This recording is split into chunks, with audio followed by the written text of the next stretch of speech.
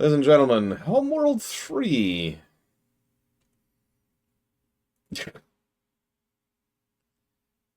Let's put this into perspective. Homeworld 2 came out in 2003. Homeworld 3 came out in 2024. Now, that's not the only Homeworld game in that period of time, but I want you to really think about that for a second. Because the only two Homeworld games that actually connect to each other, really, of these two, sorry, I'm saying this wrong. The first three connect to each other. The last two connect to each other. But the point is, Homeworld 2 does directly connect to Homeworld 3, despite the 21-year gap in between them. And it makes perfect sense. After all, development of this game started relatively early on. Like, they put out Deserts of Karak. That was, what year was that? That was 2016. They're like, okay, we got this. That development team went on to do their own thing, and they made a game we've actually covered earlier this year called Heartspray Shipbreaker, which was the original name for their code project for their Homeworld game. Go figure. But they kept going. They're like, all right, let's go ahead and make this Homeworld 3 bad boy. Let's do it. Okay, yeah, we're going to have a crowdfunding campaign on Fig. Yep. Yep, it's awesome. We're doing cool. All right, we did interviews. You know, we've reached out to the fans to figure out what they want out of a Homeworld game. Okay, I have no idea what those interviews said. I don't know what feedback they took. Because apparently it was make the game worse in every way. But anyway, so, okay, we're cool. We brought back almost the entire Homeworld 2 team. You know, it's been like 15 years. Okay. Brought in a fairly large amount of people. And then Gearbox was bought by Embracer. This is the first bad sign of all of this. For those of you who remember when Homeworld 3 was announced back in 2017, when Gearbox was bought by Embracer, it was seen as a death knell. In fact, you probably remember me reporting on this, if you're interested in this concept, because I mentioned that I thought this was the beginning of the end. I actually thought that this meant Homeworld 3 would not come out at all. Egg on my face, it was merely trash. So Embracer bought them, and that led to some strange, interesting problems. They actually had to de-invest some of the money and do a lot of refunds, because that's how legality works. Okay. Then they were like, okay, no problem. We're going to go ahead and hit a early 2022 release date. And if you heard me earlier, you noticed they didn't catch that. So the game was delayed for 2 years. Now, 2 years of a delay is not great. The best part is, as with all good delays, it wasn't one big delay. It was like, well, we're going to give you a few more months. Okay, then we're going to give you a few more months. Okay, then we're going to give you a few more months. And here's the thing. Knowing what I know about this game now that it's actually released and come out, what the hell were they working on? Like, they started development of this game in 2017. They started hard development in 2019. And then it got delayed 2 years. What the hell were they working on? This is not a long game.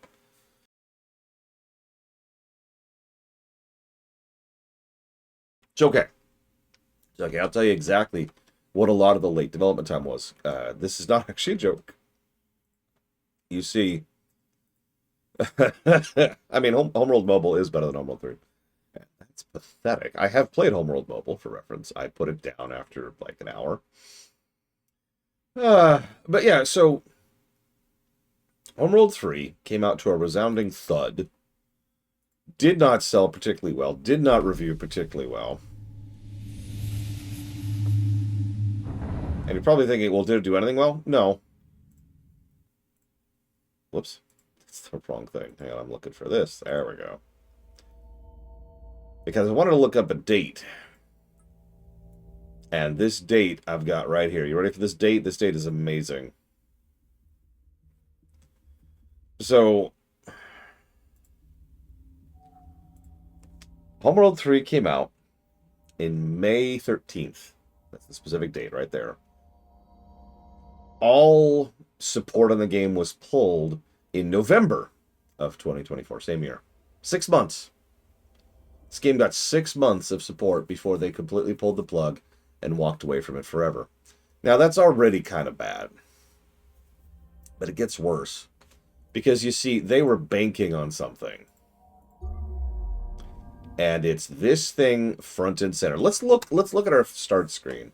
You can always tell a lot about what they're trying to push by the real estate of their start screen.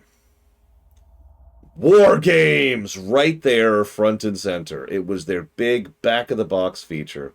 And I'm gonna summarize this for you. War Games was a live service thing. Obviously, there's also the skirmish mode and the quick match, which take up the other, like, third of the map. But the War Games was the big thing. That was what they were pushing.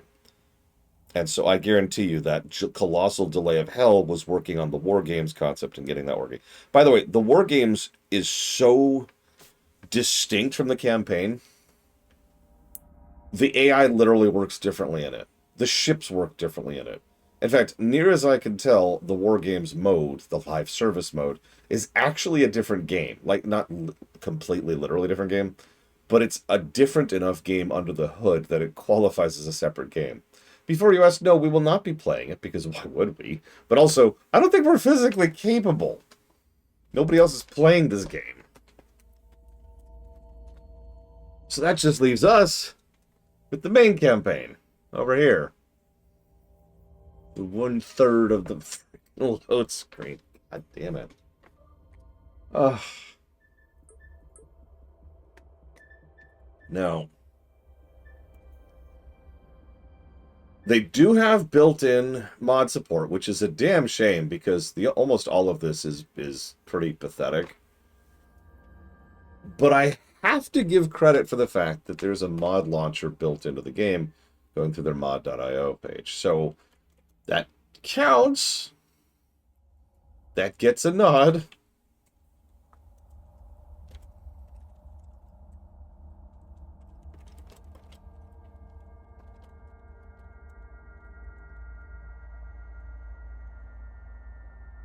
I also wanted to point out the history of Homeworld thing.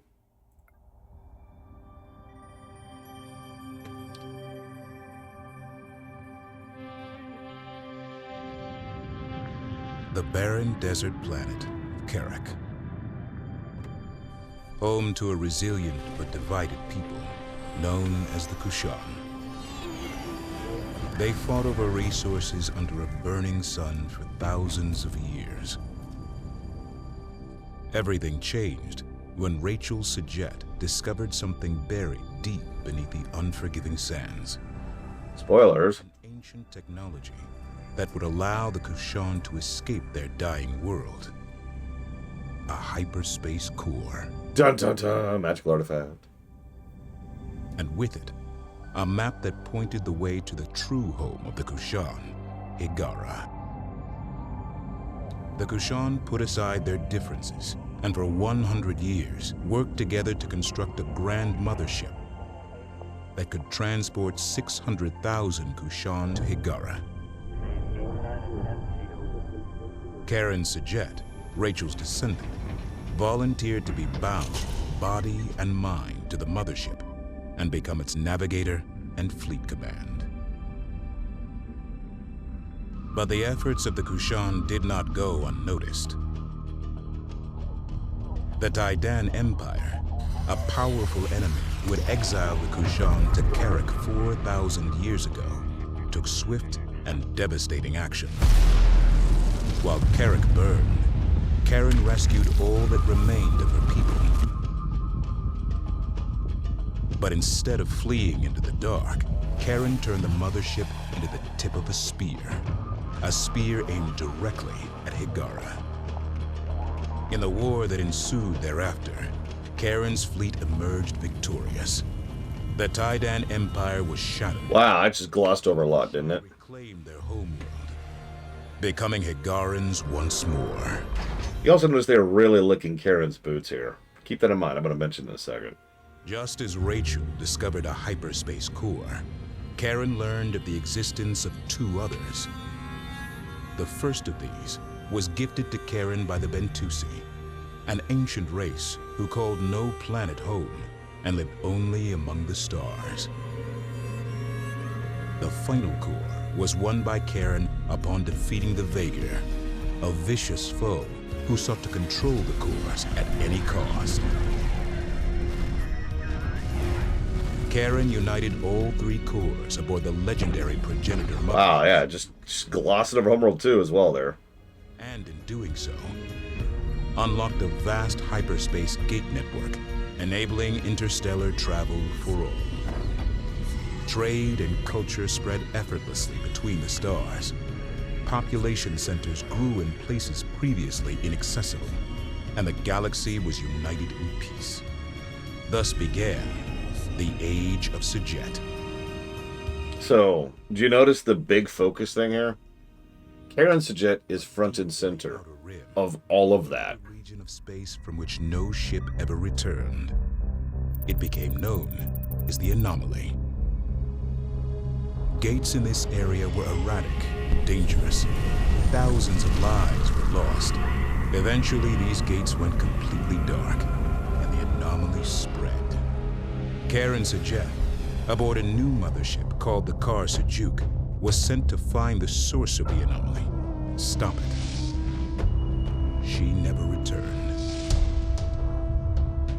20 years later, the burden falls to Karen's protege, Imogen Sajet. Also a Sajet, because of course it's a Sajet.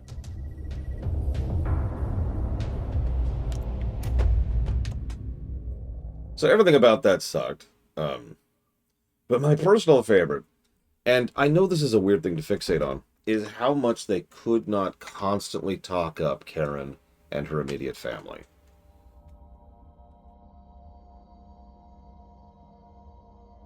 Like, I just... So, first of all, there's nothing inherently wrong with a fiction having a Luke Skywalker, let's call it what it is. But the thing is, you kind of have to earn that, and it's also important if you do that, intentionally. Like, you heard the recitation of Homeworld 1's events. Rather than go into hiding, they turned the ship into a dagger aimed at the heart of the Empire. That is not what happened. I'm just going to say that as thoroughly and bluntly as I possibly can. Never mind the fact that it treated us like we were the ones who stopped the war, when we were certainly involved.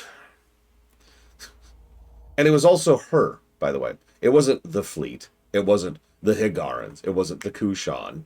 It was Karen. Karen turned the ship back. Karen led the charge on her homeworld. Karen put a stop to the Taidan Empire, etc., etc. No, she didn't. I don't have a simpler way to explain that. Now, this could be excused as in-universe propaganda, but spoilers, it super isn't. This is them really trying to emphasize the individual character of Karen Sajet and push her up to the point, out of universe, where she is the main character of the entire franchise.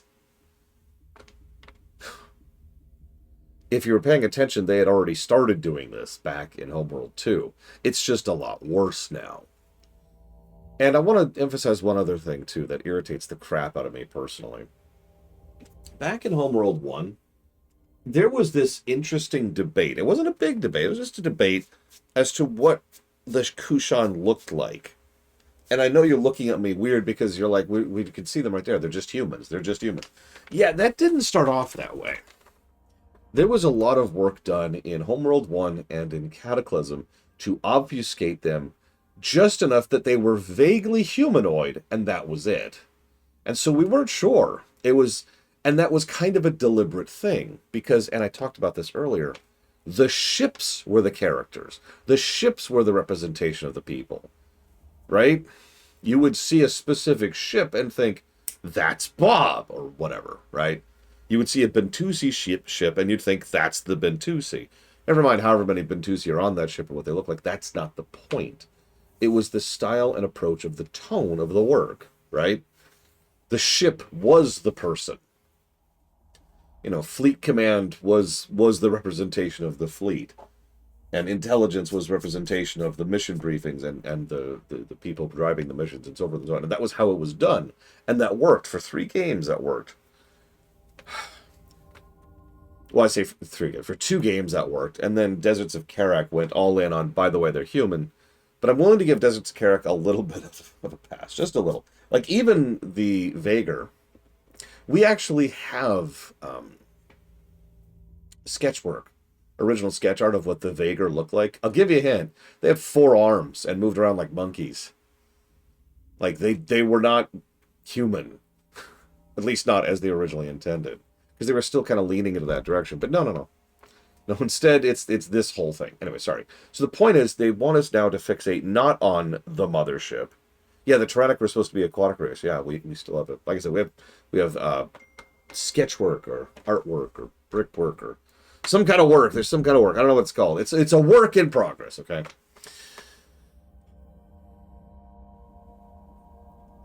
Focusing on an individual like this frankly ruins that.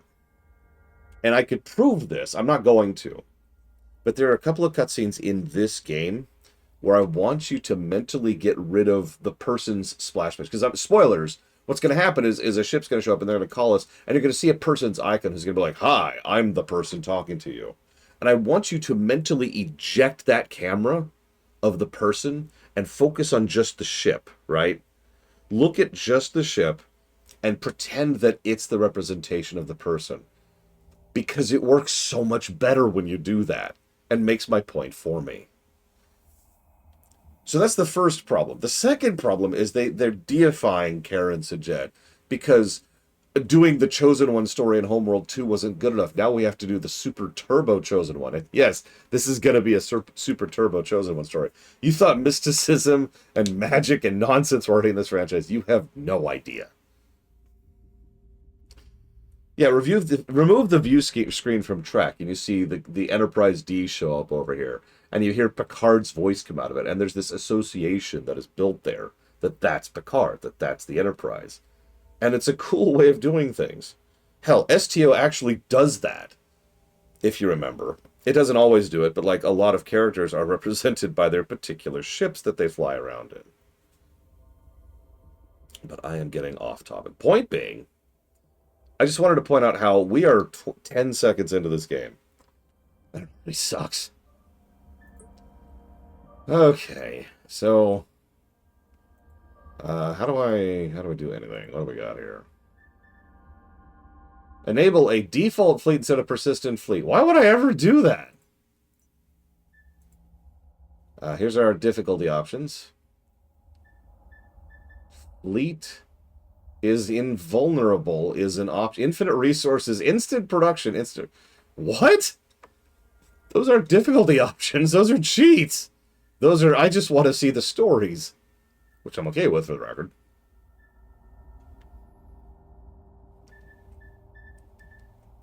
Interesting.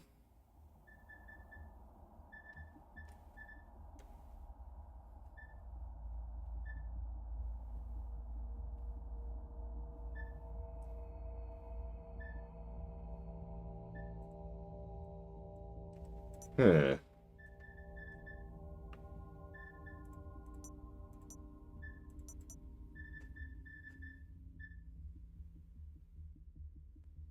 So, like, up? Sure, let's make research and production faster. That feels like that'll pull down downtime. And then let's leave everything else at normal. Just see how that feels. Sure, I'll do the tutorial. Why not? Probably crap.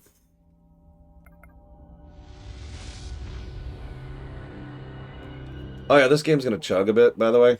Testing fleet functionality necessary for future missions. You see what I mean? He's already there, right at the top. Do you see it? You're just, that's gonna be a thing. Oh, Jesus Christ. There we go. Okay, we're good. Mission goals are expressed as objectives. Missions may require multiple objectives to be accomplished, either linearly or concurrently. Situational awareness is key for control over the battlefield. You like this fog crap? How you liking this fog crap? Negative for fog crap over here.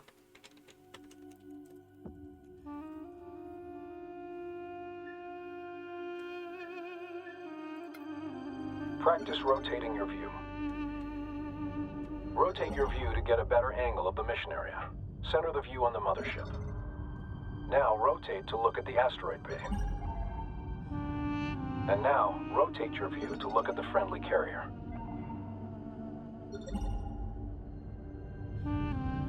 Next is moving your view. Attempt this now.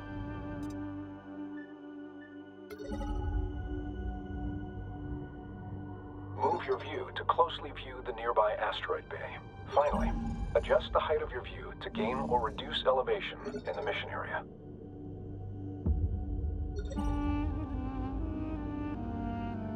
Attempt to gain a close view of the Allied carrier above now.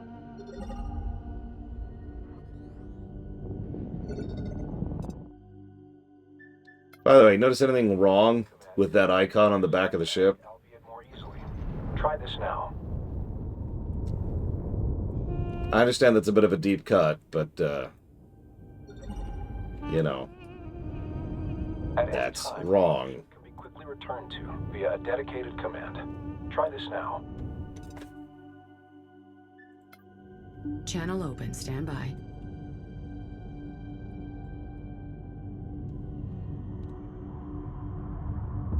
Operations. Sorry, I did actually end up lying down. The sensors manager is critical for quickly surveying the entire mission area all at once. Good. The direction of critical positions in the mission area will be shown on the sensors gyro. Yeah, that's great. The first marker shows the direction of the mothership.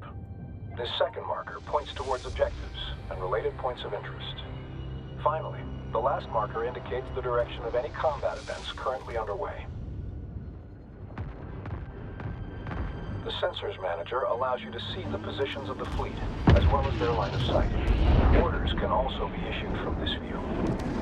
All units have a sensors range, their effective sighting radius as a sphere around them. Units outside this range are usually undetectable, and these areas are the dark fields of the Sensors Manager. Yeah, get used to this fog, by the way. I imagine certain parts of this game will get some brickwork positives because they really, really, really go all in on the superstructures concept. But I really wish they'd stop smearing the post-processing over everything. In fact, speaking of, you're probably thinking, why don't you just get rid of it all? So I've turned off motion blur. But for the most part, a lot of that you can't do anything with. It's just general shading quality, general visual effect quality, general distance quality, etc. So there's just this smear of oil over everything, and it looks terrible. Enemy strike craft ID'd. All units have differing sensors range. Spreading ships out, or building units that specialize in high sensor range, can provide crucial information on enemy positions. Resources are highlighted with triangular points of interest. At any time, a tactical pause can be issued. Use this to your advantage to plan or issue orders under high stress or time-critical situations. Initiate and then cancel a tactical pause now.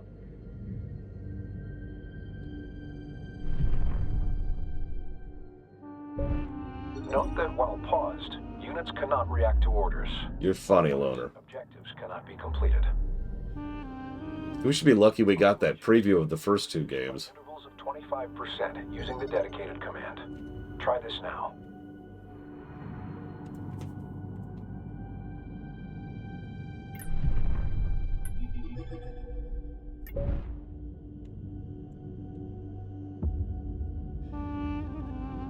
Before beginning operations, we will focus on the mothership. This can be done with a dedicated command to enter a focused view. Try this now. When ships have been focused on, your view will be set to orbit around the subject. Attempt to orbit your view around the mothership with it in focus. Your view can also be zoomed in and out from the subject. Try this now.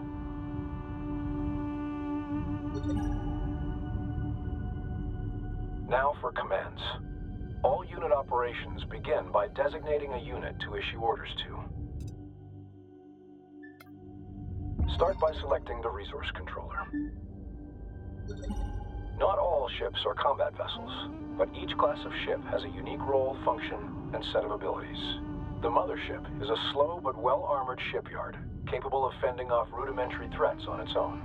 The resource controller's resource ability is used to harvest resource units, RUs, primarily from resource patches found in asteroids or structural debris. Additional resource controllers allow the collection of RUs from multiple resource sites at the same time. With the resource controller selected, begin a resource operation.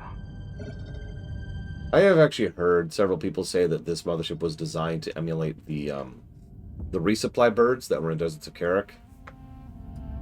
I don't know. I don't mind it for whatever that's worth. But, eh. These RUs will be used in further ship production and research. Resource controllers are unarmed and should be protected.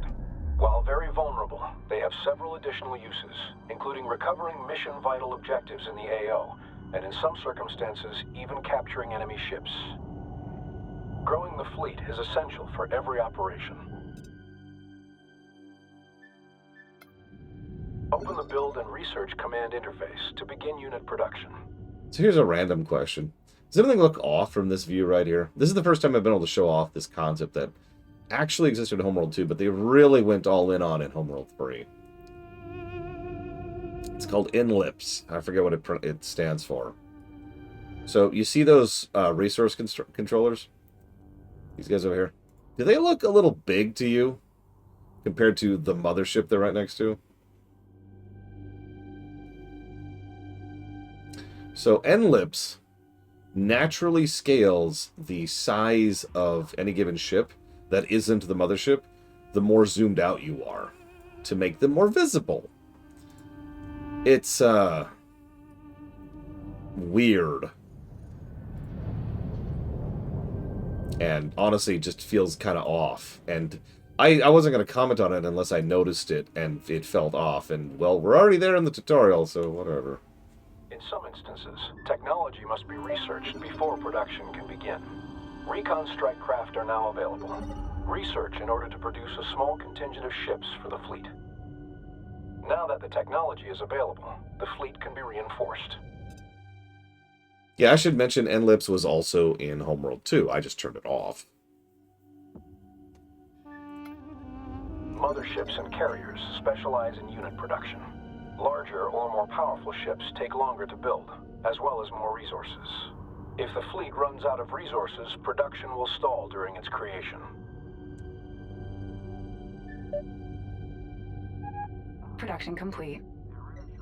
Speaking of which, let's go ahead and turn that off. Assuming it lets me. Hang on, where is it?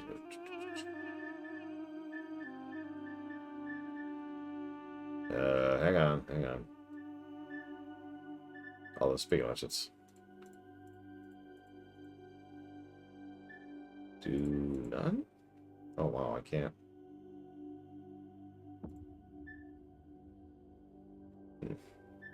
I can't turn off resolution upscaling at all. That's actually kind of funny.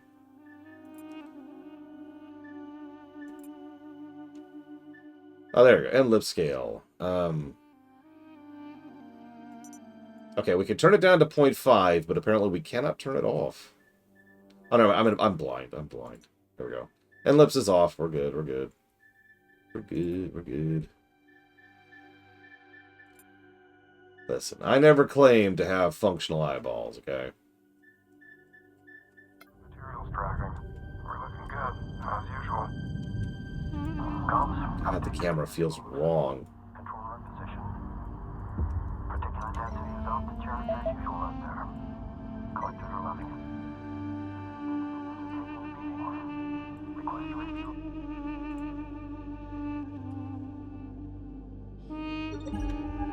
Recon production complete. Military units can be selected for orders like non-military ones, but all military units can be selected at once through the dedicated command. Try this now.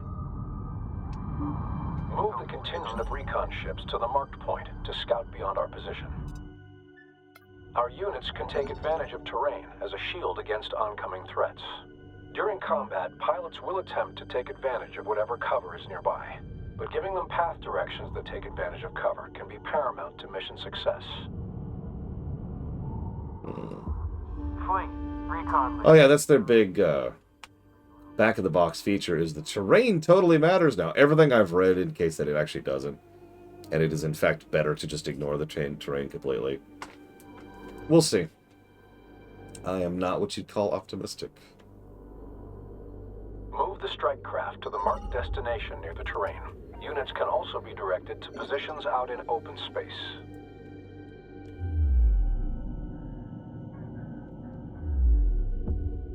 Controls are weird. Hello?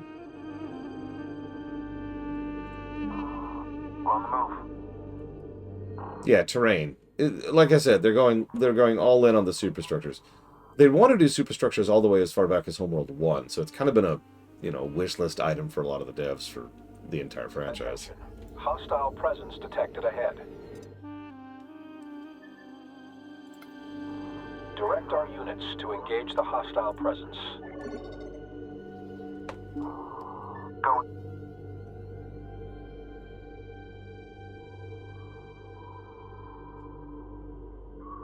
I mean, isn't that always nice when a game doesn't run on your system? Recon's in range. Striking carrier. Just think, if this game had been made a few years later, it would have absolutely had AI to slop shoveled into it everywhere.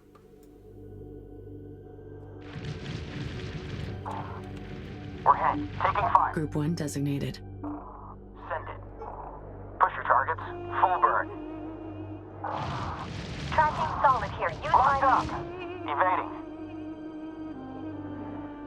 Like, seriously, you're going to see some stuff in this game that's going to look like it's AI slop. Don't worry, it isn't. It's just bad. Receiving. We can pretty much prove it. Let him have it. Thrust.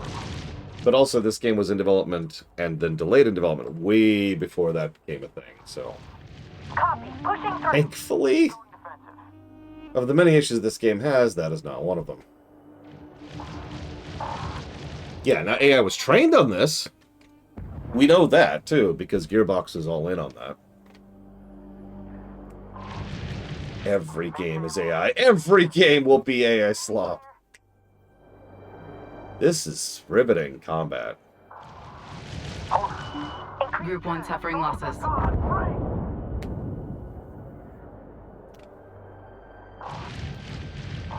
Lock is good. Jink.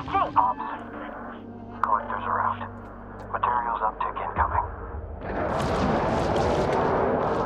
So, Position secured.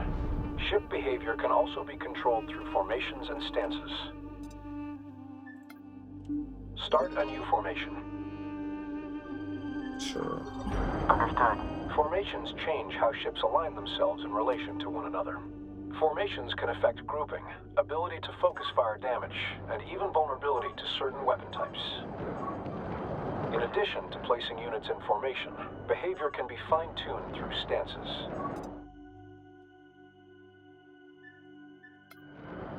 Stance influences many factors, including unit formations, attack patterns, and cover usage. Move complete.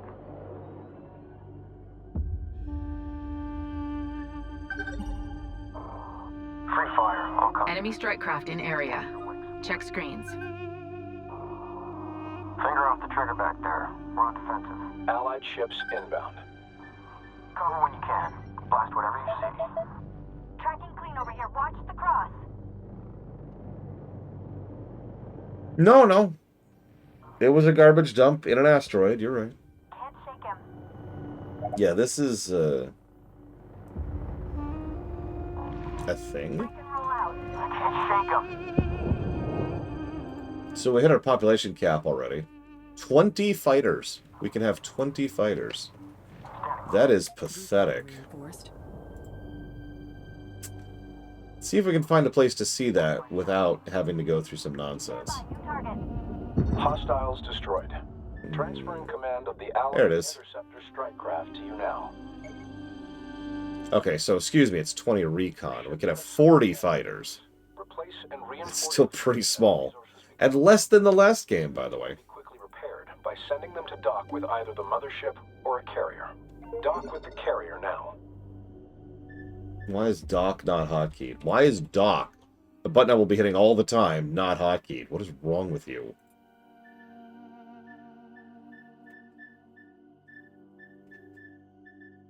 It is hotkeyed.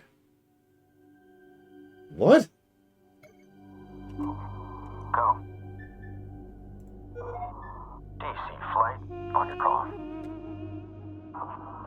Target on DC reading. Listen, Neelix, he's... Look. Coming in. One sec. As mentioned prior, carriers can also build units. Switch to the newly transferred carrier in the build menu to begin unit production from it. To bolster our fleet, build additional interceptors from the carrier now. Okay. Research God, complete. this controls so weirdly, you have no idea.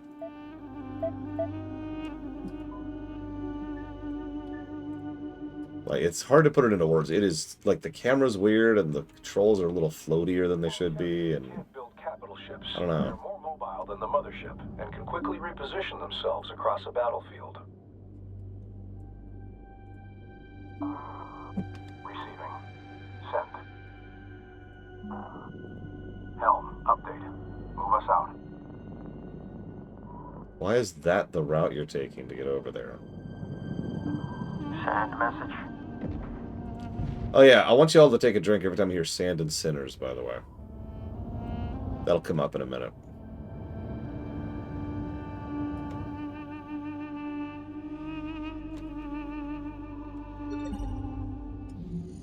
Bolstering unit numbers is only one way to reinforce the fleet. New abilities for units can also be researched, which will give units extra utility or an edge in battle. Yeah, by the way, this is centuries, Interceptors. plural, since Homeworld 1.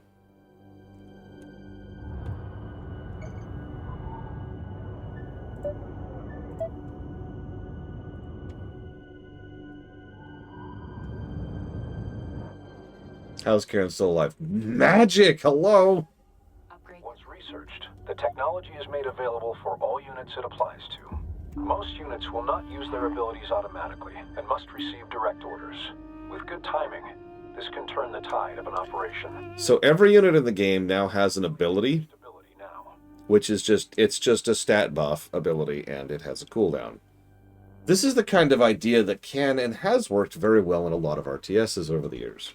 This is not one of them. Good. The ability will be active for a short period of time before going on cooldown. Using unit abilities frequently will give you an advantage in battle.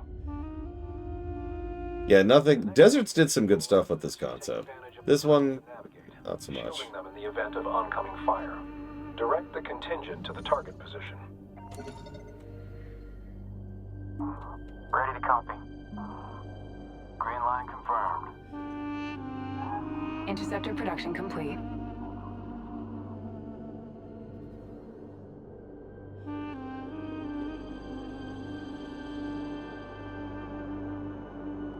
Here we go. This is it. This is it. The new back-of-the-box feature. Go for recon.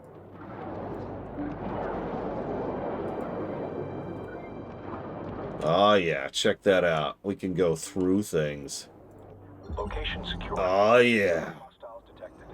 Move the contingent of recon ships to the designated area above to gain cover and a vantage point. Go. Why is that so hard to see? Good lord. Flight is on station.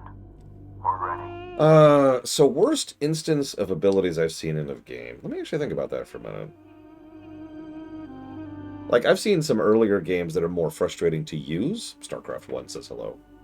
But at least abilities in StarCraft 1 are useful and distinct and pretty much make the mage types. Intercepting a friendly carrier, we must provide aid. Attack the enemies now. What if you let me? What would be the worst activatables I've seen in an RTS?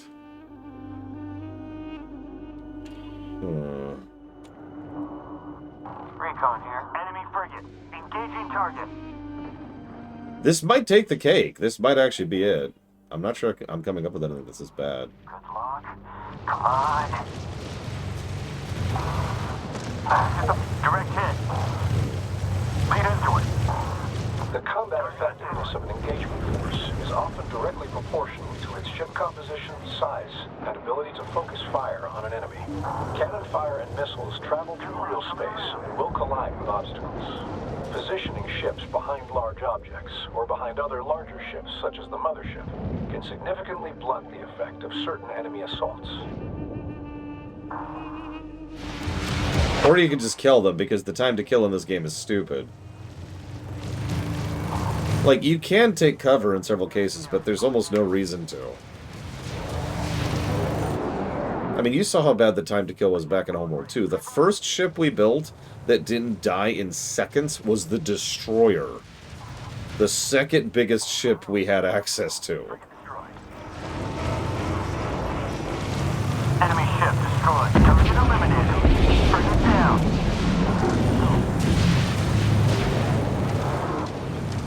Launch file. Combat operation successful. Destroyed. We have now practiced all the techniques necessary for our main operations. You may exit basic combat training, or remain for instructions on more advanced operations. Honestly, no, I'm good, thanks. I do want to do something here, though.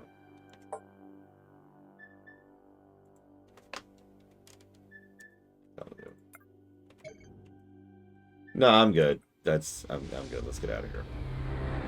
Let's get on with this, please. We got to get the terrible story on. Yeah, by the way, obviously the story in this game was very rushed and written by like 30 different people. But I hope you're looking forward to this because, ooh.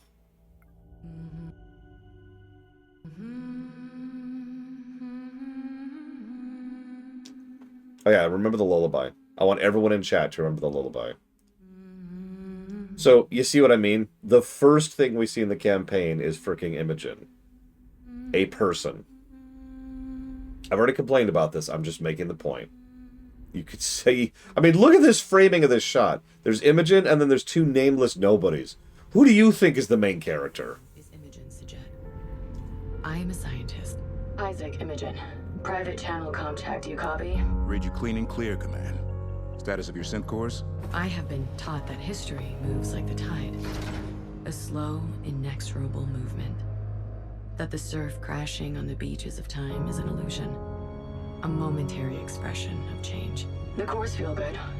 Quantum conduit's green. It's their links with ship's power I'm less happy with. Are you calling red? Right now, that surf threatens everything I have ever known. On any other day I would. Did not catch that. Repeat, are you calling red? Yesterday, my work made sense. I had a place that I earned. No intel, I'm not. Startup should even out irregularities. The synthetic hyperspace cores I designed were perfect, and I was to begin training a team of navigators. They were going to usher in a new age for my people, freeing us from reliance on ancient, unfathomable progenitor technology. Today, they are a means to an end. Today, I am being called into service as the only possible navigator of the Hiigara Mothership. Look how small it looks. All these shots get across the idea that this thing's barely the size of a frigate. Mothership means sequence initialization. Oh yeah, get used to her hair just kind of floating in this exact same pattern.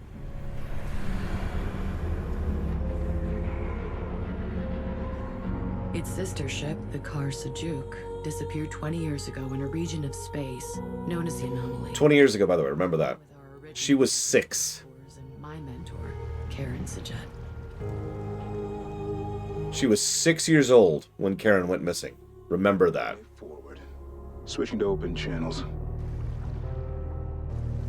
And now, I alone am left to solve the equation. I am declaring launch enabled. Cautiously. I will be bound into the Carcasson, merged with the ship in both body and mind. Will I even still be me after the procedure? I don't know. My boards match. I concur. Launch enabled. Powers internal. There is no more time for training. No more time for preparation. we've been ordered to launch. My entire life has been study, analysis, planning. Today, the galaxy is burning.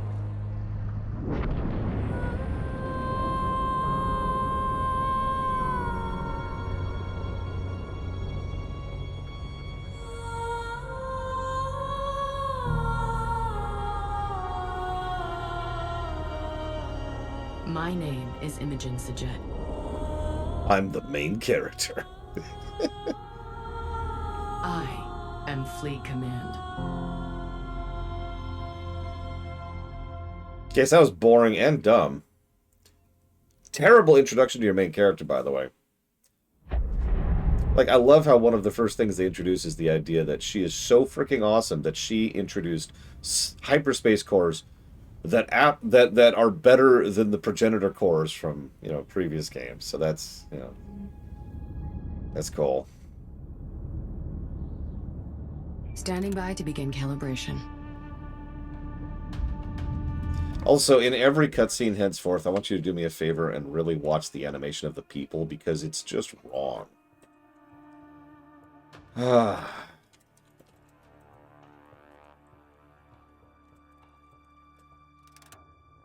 You didn't get to see much of it there. You only got to see a lot of it with Isaac.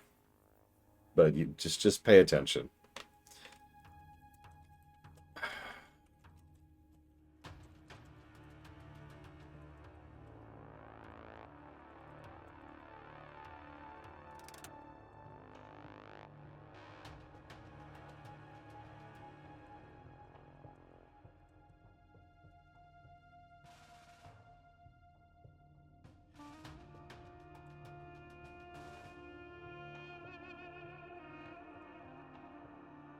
What's this game's excuse? So it's actually funny you say that. Why is the animation so bad? It's because it was expensive. That's not a joke. This game was actually very expensive to produce. It's one of the reasons the plug was pulled on it so quickly after it launched. Was because they were expecting this to be a big live service draw. And it came out in 2024, which, if you're paying attention to the timeline, was pretty much right at the apex, pun intended, of the live service bubble completely collapsing.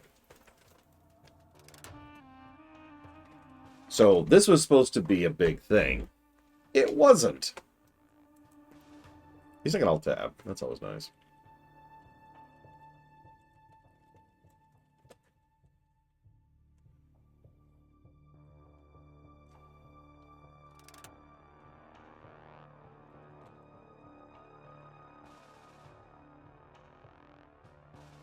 Is on station. Fleet control systems loadout commencing now. Sensors. Control. Objectives. Resource. Build and research. Launch. Selection. Command. Fleet intelligence online. Status report. High-end operations looking better, but I have half dozen software constructs going into chaos spirals.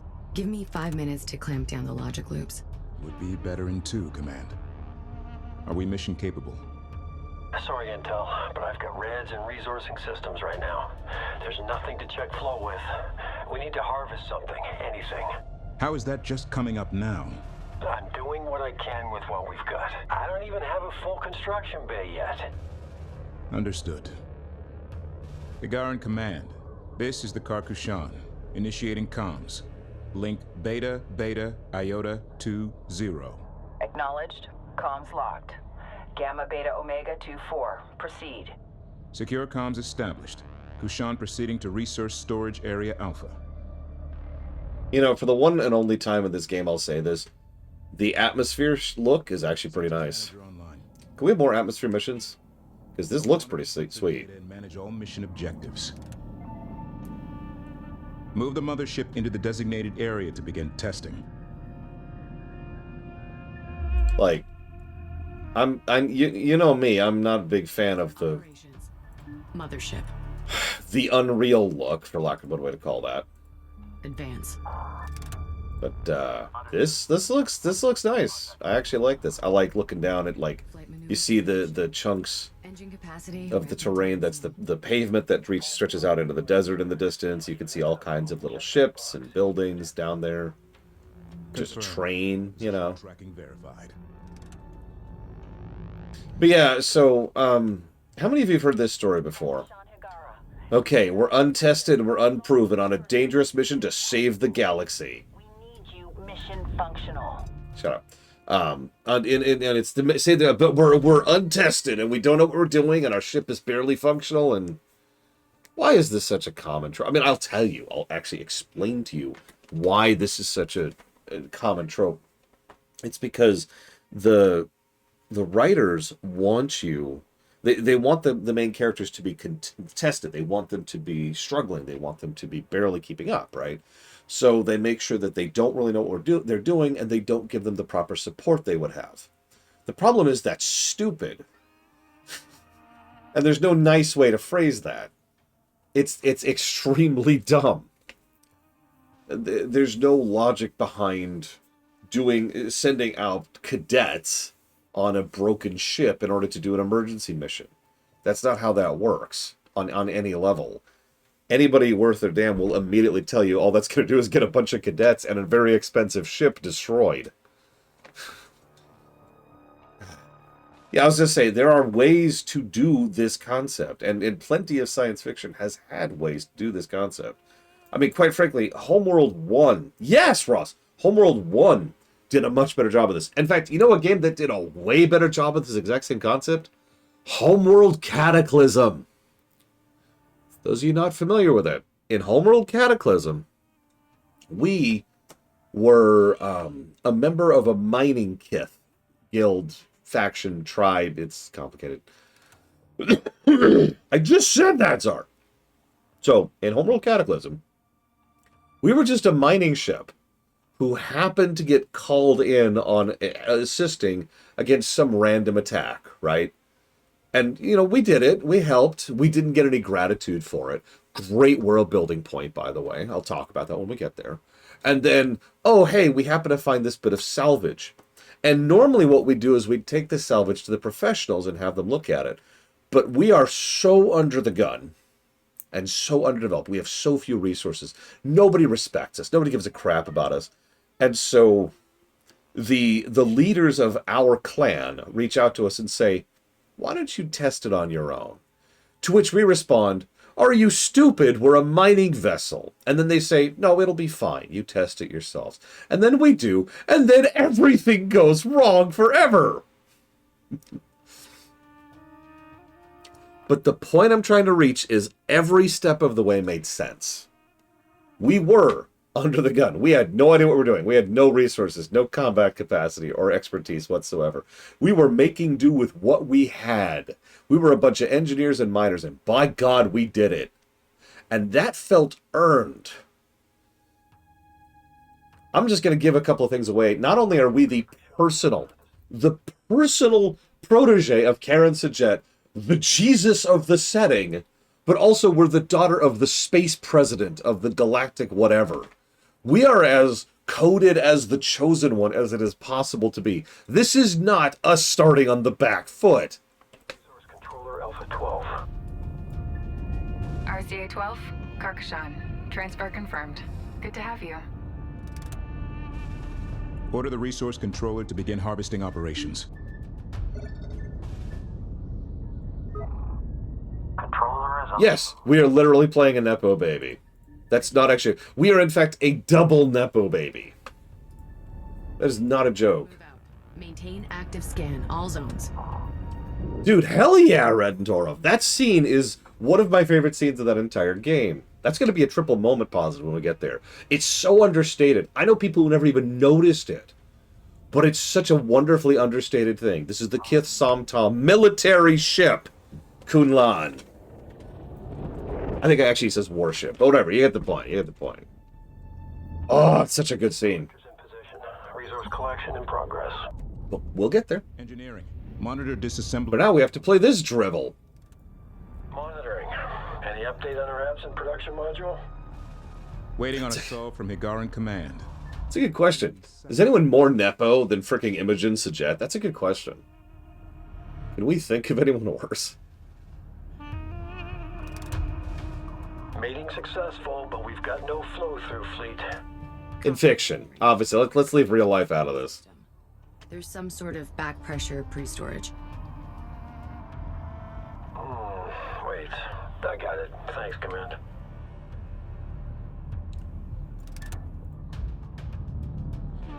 My boards now show full flow to fabricators. Nice work, engineering. Hiigara Command. Resourcing issues resolved. Permission to test combat systems. Granted. Recommend testing both combat production and command. Drones will conduct simulated attack runs on the Mothership. Set the Mothership's stance to aggressive. This will activate the Kar Kushan's defense turrets and begin the test.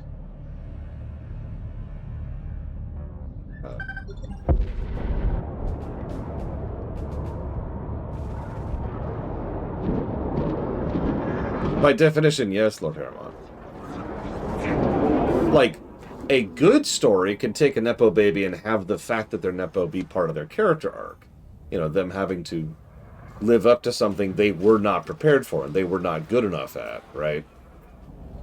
In fact, spoilers, that's what I intend to do with the rewrite of Star Trek Enterprise. Archer is a Nepo baby, and he's going to have to make that work. He's going to have to live up to that. Telemetry looks good, Intel.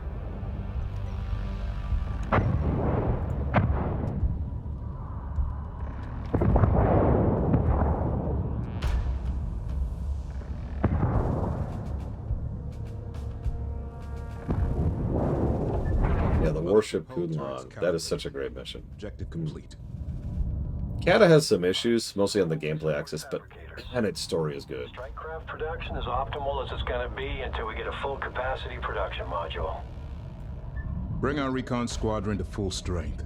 Prepare to engage target drones.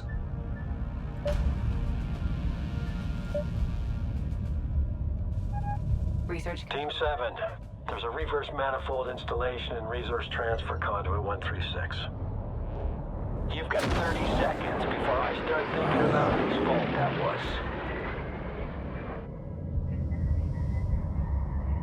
Combat telemetry. Stand by to receive data. Telemetry standing by. Target drones have been positioned ahead. Engage with the recon fighters. Let's do this by the books. Nothing fancy.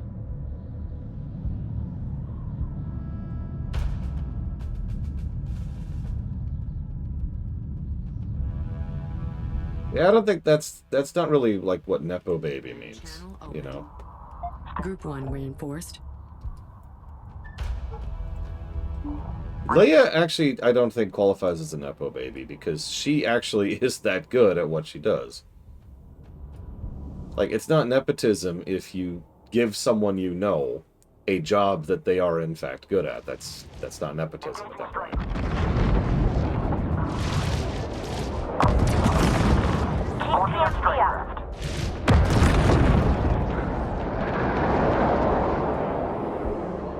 Oh, that sucks, Van Falkenstein. She did get a head start. That's called being born rich, but that's a little bit different.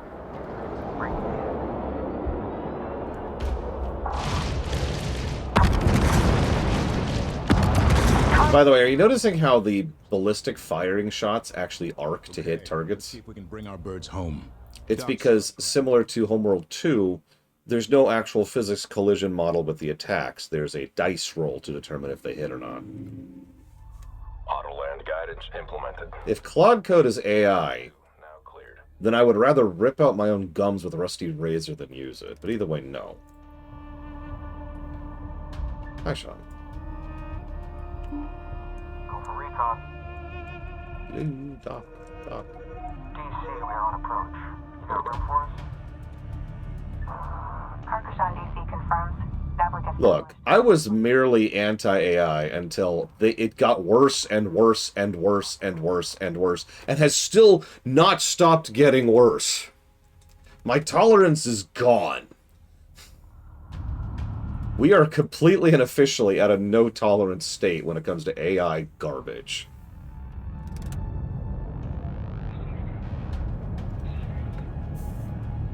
Mothership B2, recon on approach.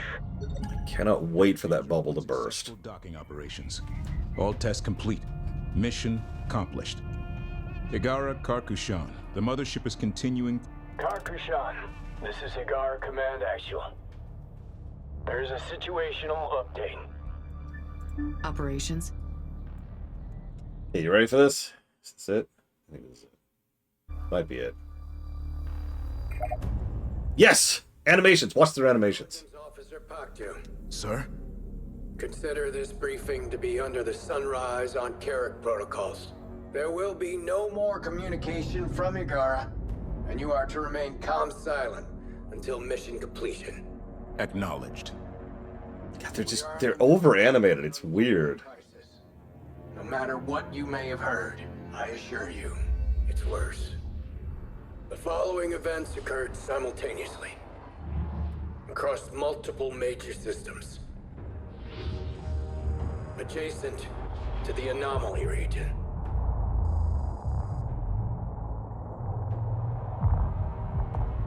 Sands and sinners. There it is. Sands and Sinners. We don't really know what happened to Karen and her fleet. Just that they disappeared, and the anomaly stopped spreading. Until now.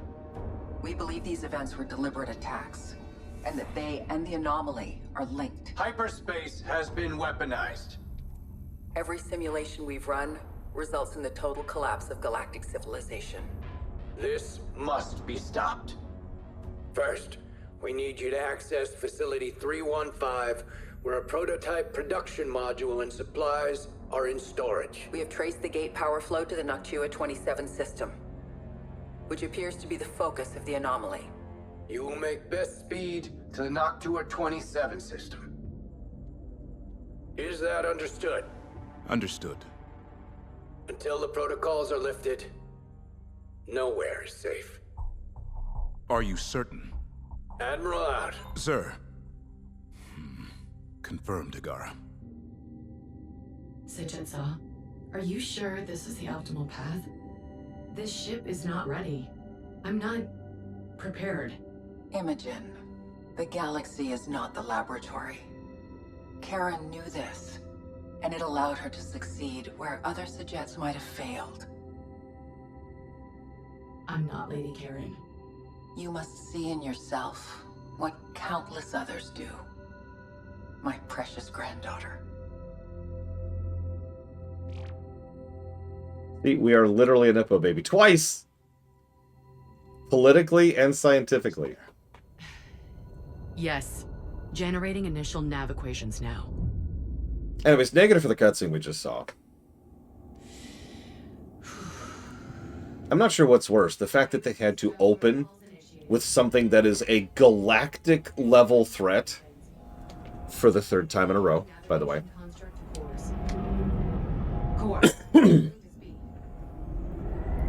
Or the fact that they had to constantly emphasize how bad this was and have really boring dialogue to inform us that the deaths of billions of people was a bad thing that needed to be stopped. On my mark.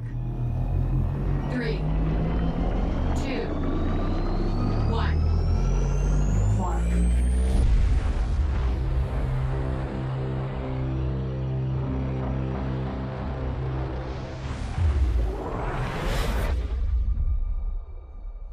So speaking of things they added in Homeworld 3, did you know that when you hyperjump, and if you're unbound, you join this dream dimension thing?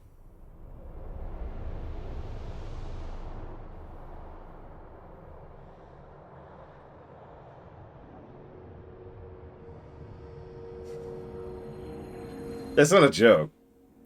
This is just a side consequence of hyperspacing. This isn't... Where am I? Intel, this is Fleet Command. Please come in. Does anyone read me? Sands and sinners enemy. It's 2 now.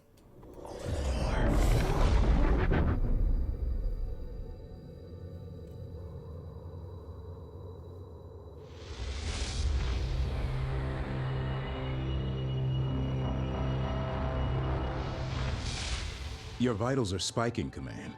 Are you still mission capable? The jump, it wasn't what I anticipated.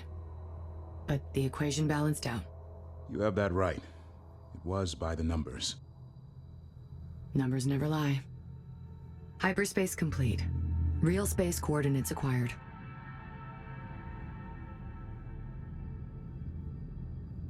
Okay, so we're here. Yay. So let's give a few negatives. Like, I love giving negatives. It's my favorite thing to do. Actually, let's start off with giving a positive. I actually want to give credit to the woman who voices Imogen. And only her.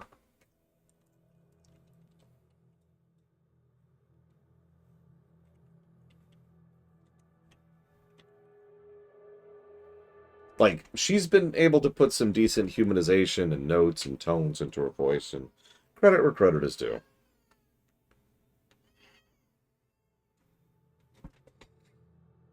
Oh yeah, by the way, Imogen also had no idea that you enter the hyperspace dimension when you hyperspace as an Unbound, even though people have been doing it for literal centuries, including her personal teacher. We can tell she's her personal teacher because the last time she saw her, she was 6. I'm going to keep repeating that because it's going to keep being stupid. Ah.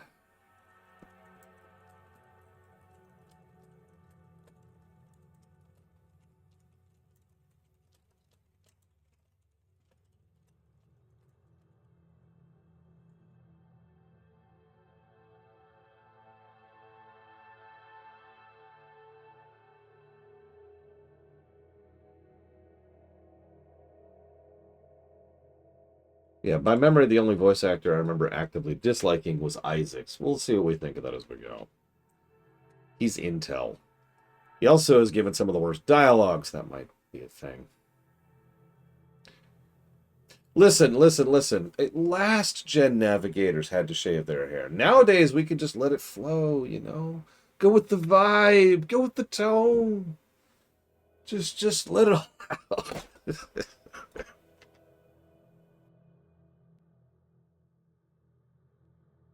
That's right. We're playing a hippie navigator.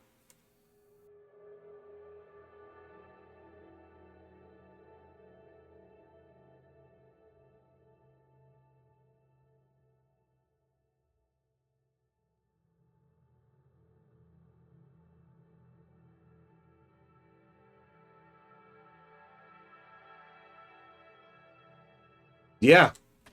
Yeah. No, the way, so this is a little bit of interpretation, but the way, given the way the Bentusi always talked about being unbound, and the way they mentioned it briefly back in Homeworld 1, I always sort of assumed that being unbound meant some of your nerves were just kind of replaced by the sensors of the ship, right? And so in many ways, the ship kind of functioned as your body in a transhuman kind of a way, right? You know, you can actually sense and detect things and feel the ship's moving and see where stuff is going. It's stuff like that, right? That kind of worked for me because it made a fairly lateral amount of sense. Not whatever this is. Hey, Mr. Floyd, thank you very much for the sub. I will put that towards Baldur's Gate 3, Witcher 1, R, Kingdom Come, Deliverance 2. Thank you very much. Yeah, exactly, Kara White Noise. Like your senses getting replaced by the ship's sensors. There's a logic to that, which also kind of keeps the sci-fi-iness. I don't even know what to call that. The tone of it. It still makes being unbound a thing that's substantial and significant without turning you into a freaking Jedi.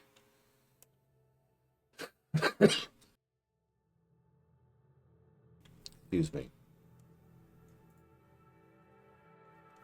Okay.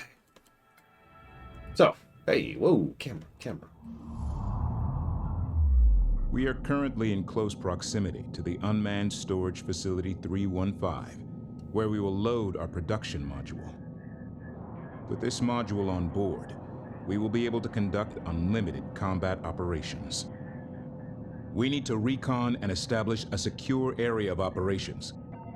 Construct probes and deploy them at these marked locations. Yeah, he's bad. I'm sorry. Isaac is bad. Send your message. Go for recon.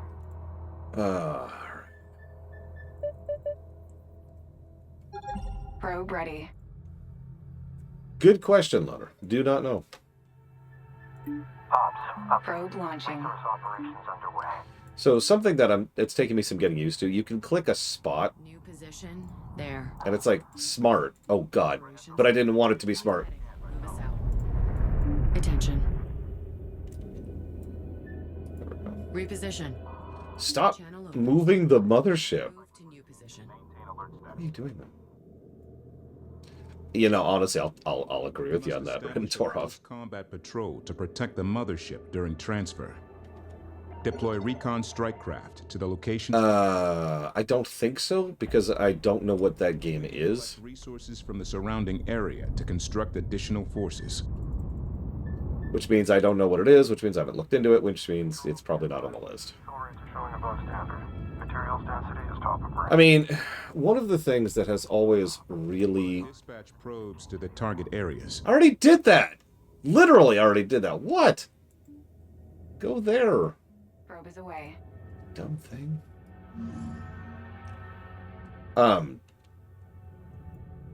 Words. One of the things I've always loved about the voice acting in most Homeworld games is professionals under pressure, is what it's called.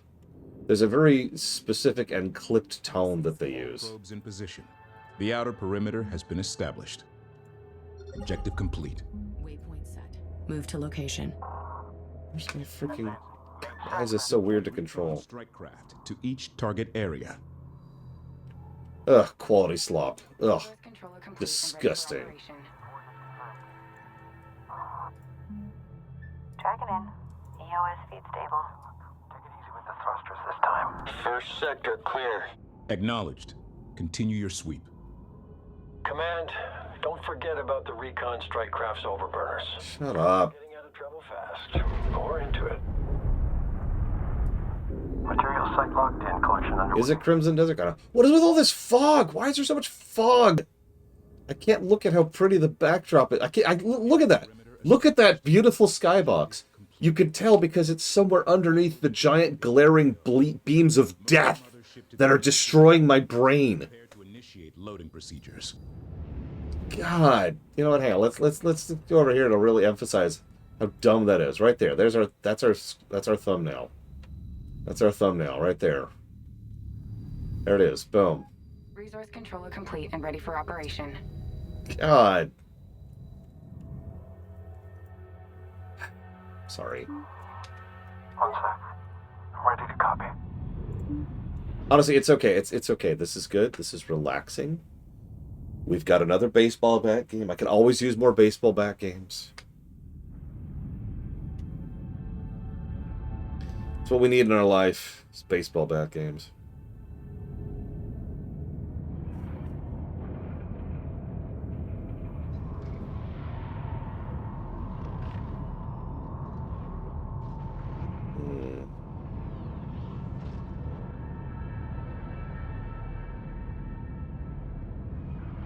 Relocate the mothership to the transfer point.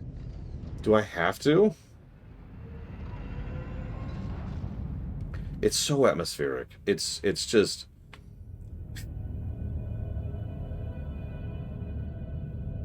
I hate it. I hate it. I hate it. Okay. Toggle fans to auto. I'll keep the containers ambient. Hang on 1 second, please. Storage density with this stuff? No way to know for sure. What's your temp readings? Higher than normal. Still within limits. Monitoring report. Adjust as needed. Dealing with critical situation over here. We'll call back when able.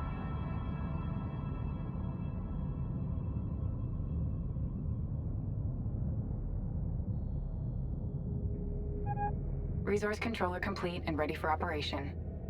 Good. Get me some resources. Resource controller complete and ready for operation. Good. Give me some resources. Give me the resources.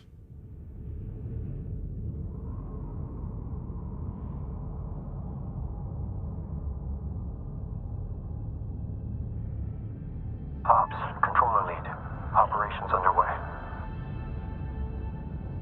Collectors are looking good. Move the mothership to the transfer area. I would, but, you know, I'm kind of busy. We got the area is clear of resources. Please advise. Oh god, we're already out of resources in the entire area. That's not a good sign. New position. There. Spot set. Banter does feel better than twos. I'll give you that. Oh, that's a good point. You're right. I actually remember that. I just didn't know it was that The specific game. mothership is in position. Transmitting activation codes now. So yeah, sorry. The mothership's assets are in stable hibernation. I mean, not Status, sorry. Green. The station recognizes the Karkushan. Initiating transfer. She's all yours, engineering. We love our big buildings in this game, don't we? Everything's big in Homeworld. It's kind of part of the aesthetic at this point.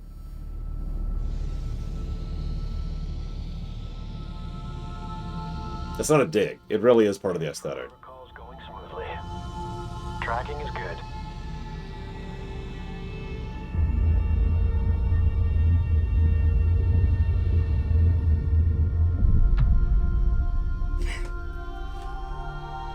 She's lined up. But then... Let's park this thing. But then? Attention, main hangar personnel. Stand by to receive. But then? Automated transfer path engaged. ETA 5 minutes till hard capture. That's as fast as it moves, Command.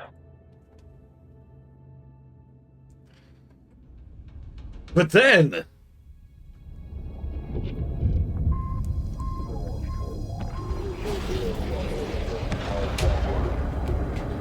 Well, now I'm blind.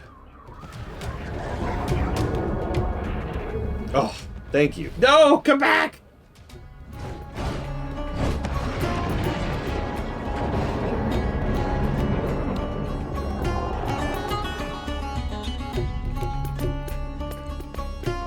Alright, Tyrannic Raiders. I mean... Combat alert. Unidentified units in the AO are unresponsive and have been flagged as hostile. Prepare to engage. Weapons free.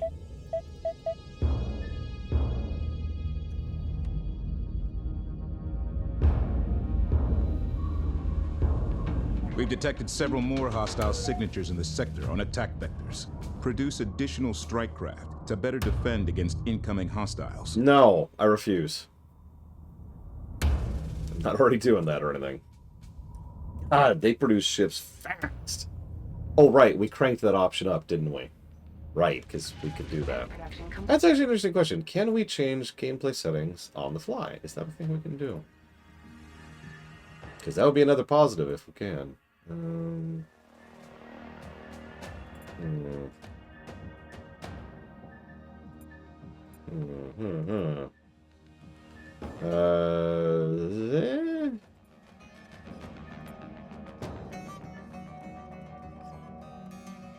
Eh?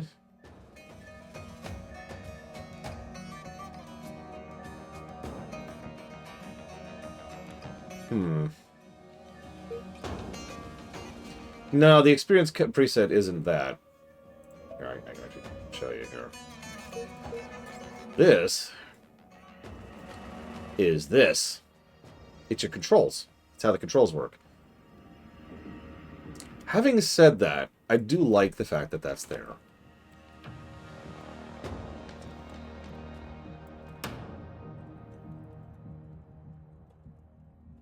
So that does deserve a positive, and you're absolutely right. That should get one. Caution, resource controller has been engaged. Group 1, reinforced.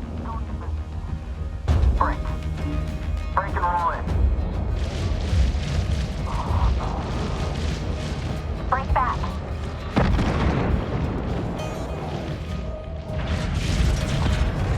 Got it. Clean kill. Alert. Another enemy wave is approaching. Look, I can only build so many of these things. In fact, I can literally only build 30. Ask me how I know. Command, your vitals are all over the place. Are you injured? I can hear them all. What? Every ship lost. Their screams. Their prayers. Their curses. All of it. Imogen, Sands and sinners. You have to push through it. It's 3, by the way. In the first mission. Compartmentalizing now. Compartmentalizing now. Jesus Christ. Attention, main hangar deck. Stand by to receive. Alignment looks good. Registration's good.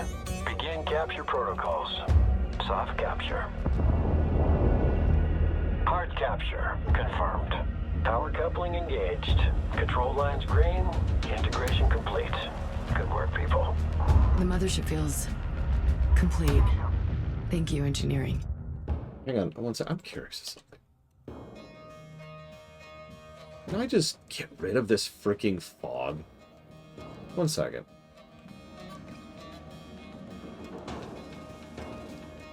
It's just...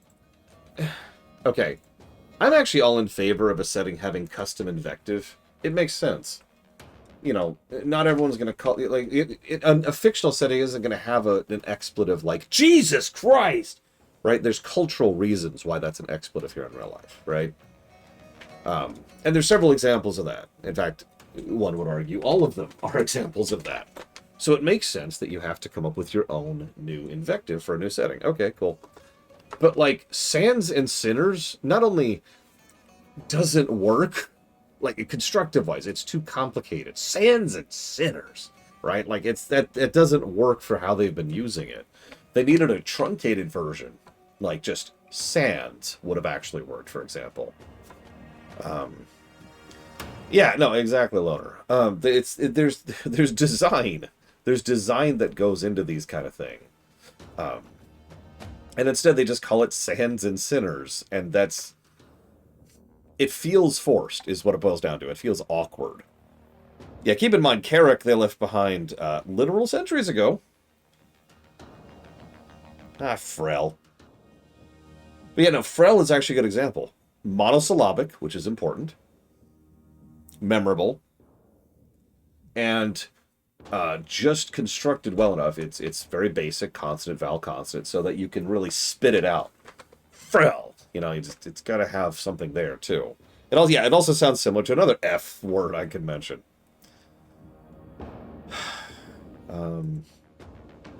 Damn. So I found a no fog of war mod. That's not what I wanted.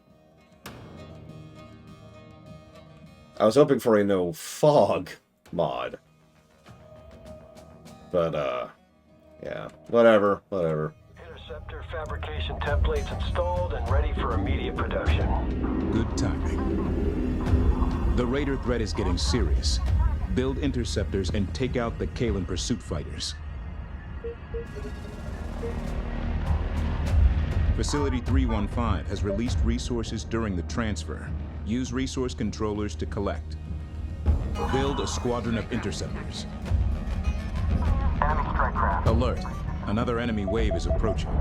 Have you identified the enemy yet, Intel? I have. Confirmed aggressors are Kalen pirates. Fought them before. They like to hit and run. When they look like they're giving up, they aren't. Keep your guard up. It's fine. It's Kalen pirates. Don't worry about it. Send message. We're getting swarmed. We need more support out here. Clean kill. But yeah, a good fictional invective makes you feel Stay alert. more like you're part of the... Like more like it's actual people talking. Let's put it that way, right? Interceptor construction successful. Objective When it's bad, it does the exact opposite and pushes you right back out of it. Enemy strike craft ID'd. Check sensors for position. How'd the singing go, then, Earth? Ready. Sands and Sinners, how did the singing go? Target site is locked in and looking great. Expect materials uptick shortly.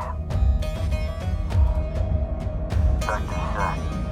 Come sensor alert. Enemy strike craft. Sensor alert. Enemy strike craft. There's actually another expletive we'll talk about later, which is sufficiently badly designed that I'm going to give it a negative just for that one usage of that one invective.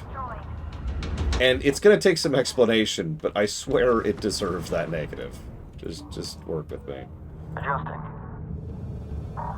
This is Carcashan DC. Confirming target boundary set. You're one in line. I am with the banter, though. Let's go ahead and give that banter positive here. Range set.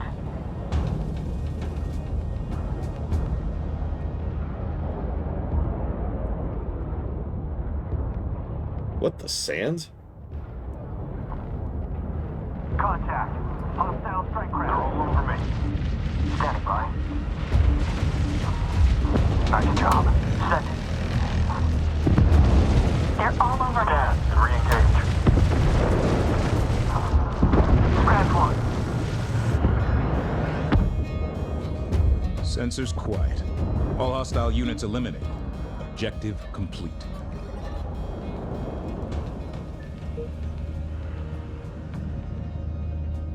Intel, you may have spoken too soon. Capital class hyperspace signature detected.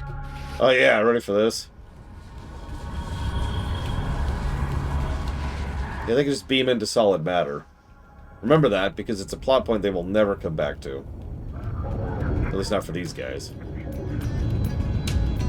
What they just did to that asteroid, it shouldn't be possible.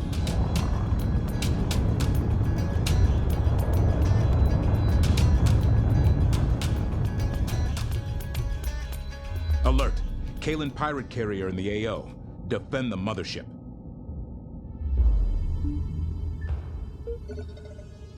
Okay. Awaiting order. Pirate carriers don't directly engage Higaran forces often, but don't underestimate their strength. Enemy contact. Carrier marked. Recon here. Launch your scopes. Let's go. Target assessment confirmed. Sending off contact vectors. I hear. Try to use it I this want time. quick ID on all contacts.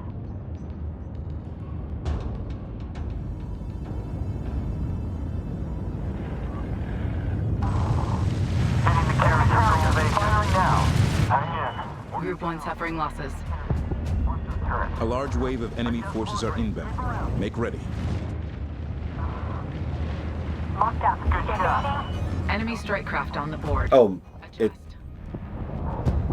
Adjust. it's so much worse, broccoli soup. Our interceptors can overcharge their weapon systems to give a short-term increase to damage output. Fine, whatever. Cannon's mag coils can only take that much power for a few seconds at a Yep, this is their carrier. The mothership has the upper hand. Vector interceptors onto the Raider carrier. Caution. Resource controller is under fire. Karkushan under attack. Enemy carrier engaging. Adjust. What, video games don't burn calories? Damn. We're just lit up. Strike. I wonder I'm so ugly. Firing. Tank! Target 0. Watch for support fire. Taking fire. Target 0. Watch for. Receiving. Break their track. Roll back. Wow, that actually worked. Sorry, I noticed they were attacking my ship, and I was like, you know what, I'm just going to completely ignore them and attack their ship. And it actually pulled them here, which is exactly what I wanted.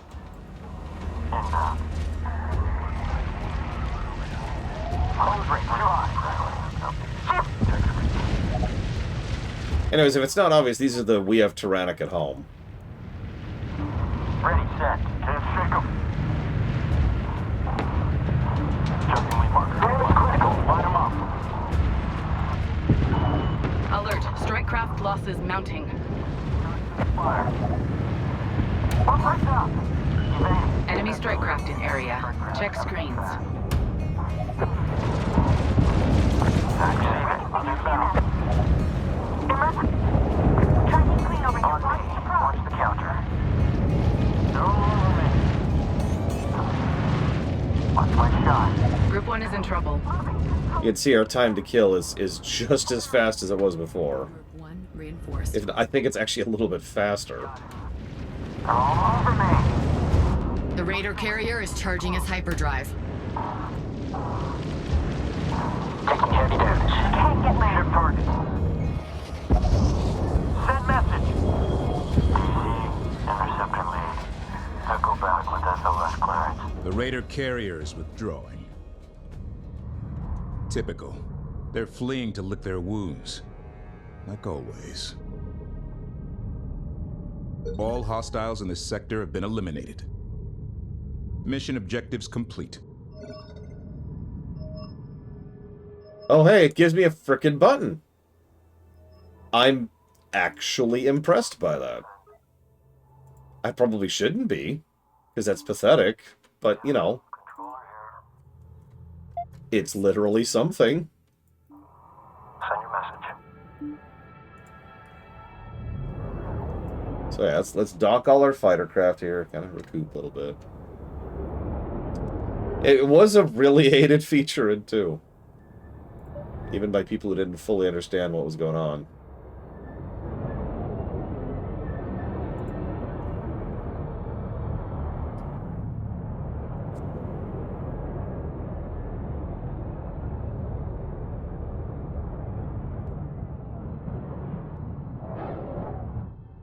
Yeah, the fact that it's just sitting here flashing is a little obnoxious. Like, you should go. You should go. Ship is clear to proceed. You should go. You should go. You should go. Are you going? Did you go? Have you decided to go? You should go.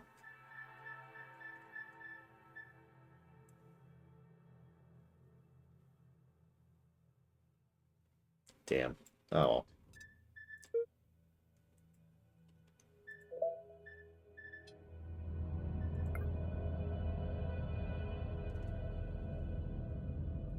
I'm gonna be stupid for a second. Who was Davrin? Remind me.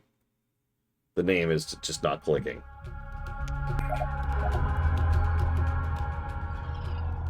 The Mothership's production assets have been installed and are now operational. Wait, but he was badass. He was one of my favorite companions. Current shipbuilding options remain limited. The Kalen raiders we encountered are the last remnants of a Taidani vassal state. So it's no surprise that they still hate us. That their carrier was an older, obsolete design. Look at the animation.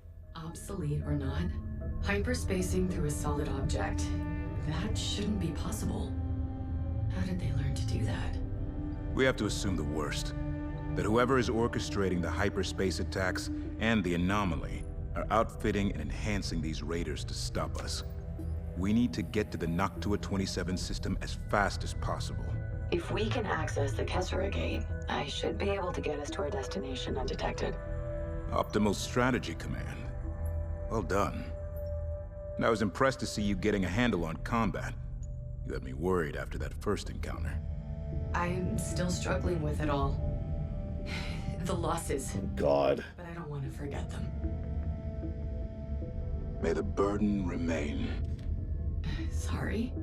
It's an old Pactu saying. Even in victory, there is loss. Forget that, is to forget them. May the burden remain. And that's a good example of how bad the writing is in this game.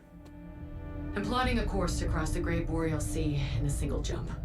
Setting quantum waveform damping fins to maximum. Stand by. I was gonna say, that sounds more like a Somta saying than Pac-2, but let's ignore that for a moment. Hey, look! See, because space is an ocean. Again? Focus, child. Bend hyperspace to your desires. This must be neural failure. Multi-reality personality reintegration. Impose your will. Open the door. Open the door. Open the door!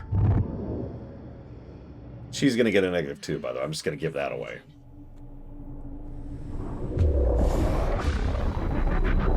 In fact, I think all 4 principal characters are gonna get a character negative in this game.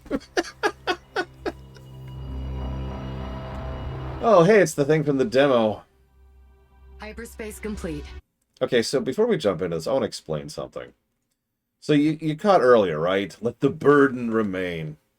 So this is firmly in the Netflix era of writing. And on the off chance you haven't heard me whinge about it endlessly, because I hate Netflix writing with every fiber of my being, can we go back to good old-fashioned bad first pass writing? I would honestly prefer that over Netflix writing. I know, it's one of those awful things where we had no idea how good we had it, right? For those of you who haven't heard me talk about it, Netflix writing it's just very obvious writing. It's when you can't just say something, but you have to re-emphasize something and repeat yourself anytime something is mentioned and say what people are thinking and say what people are feeling out loud so that the people who have you on the second monitor, metaphorically speaking, who are watching something when you got your phone like this, that way they can keep up with what's happening. It's a plague. It's a freaking plague. I forgot to even turn on my light. It's that much of a plague. Because there's degrees, of course. There's gradients of how bad this is. But it is universally bad writing, right? It started off because of Netflix. It actually started off over 10 years ago now. This is nothing new. The problem is, similar to other common writing styles, what ended up happening was it became the norm. This is nothing new. Netflix wanted the dialogue to flat out state everything out loud so that the people who, according to their studies, were not paying attention to their shows would be able to pick up on things, which is dumb on every level, but that's neither here nor there. And it spread from there. And now you have video games which have Netflix writing. And if that doesn't sound insane to you like it does to me, I want you to realize that a video game, kind of by definition, has the player sitting there looking at the game, engaging with the game, and playing the game. That's what makes it a video game, is the thing. So why? It's just, I don't.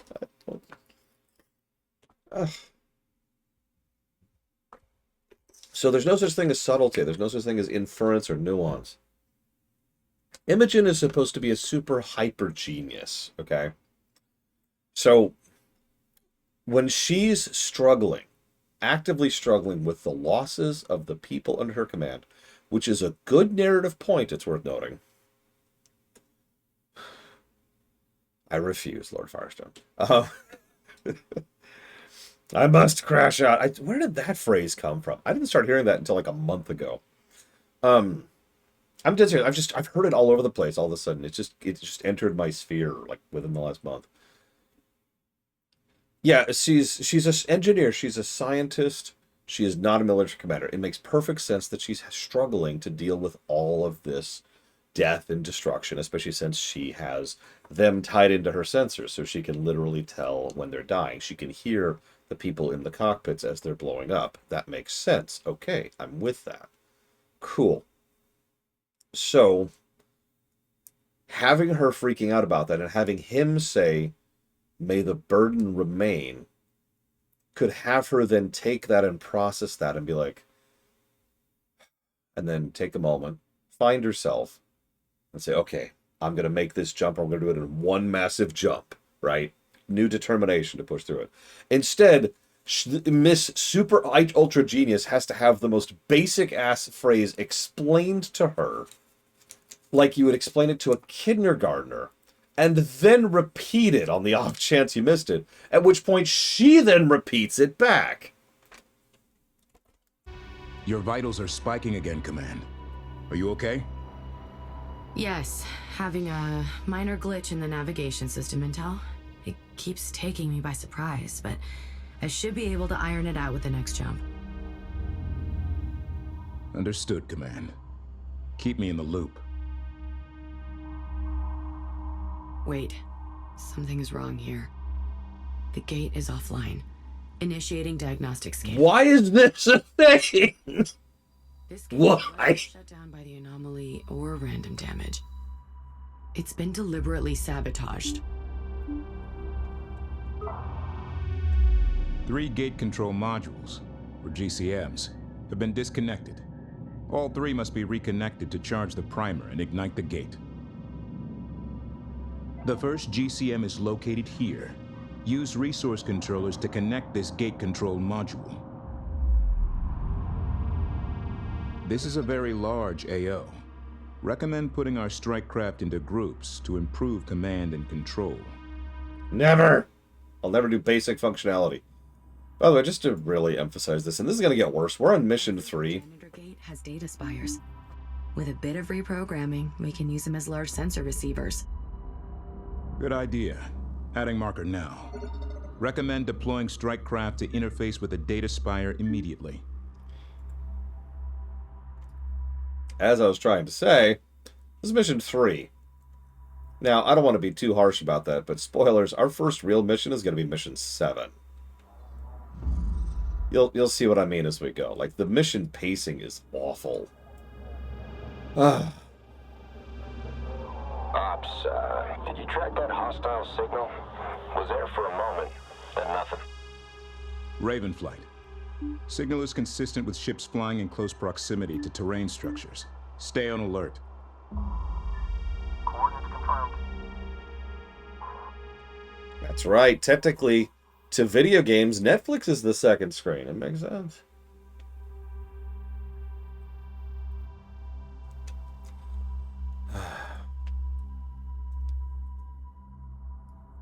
Nope, see, you can tell how far we are now. Look, there's the galaxy way over there, Linear. We are out in the middle of nowhere.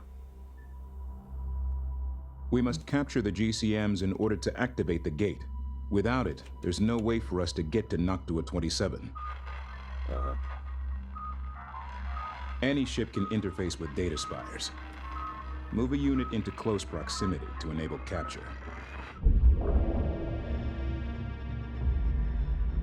That's right. I need to open Netflix. I need to subscribe to Netflix right now. Data spire captured. Stand by for sensor integration. And data spire online. Objective complete. Nice hack, Command. Thanks, Intel. See, she at least sounds like she's emoting. Whereas he Enemy doesn't. aircraft on the board. Adjust. There goes another one. Raven 232, did you see that? Controller, site looks good. Collection is underway.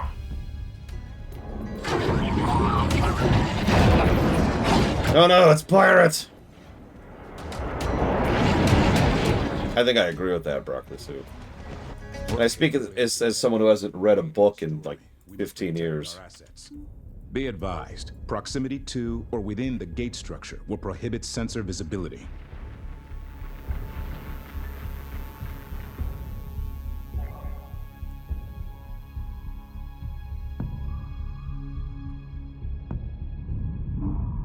Standing by. Group 1 reinforced.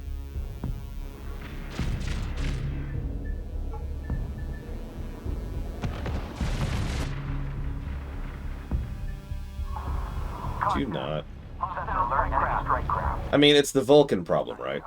People do not know how to direct being a Vulcan. Recommend caution. Check 6. Updating screen.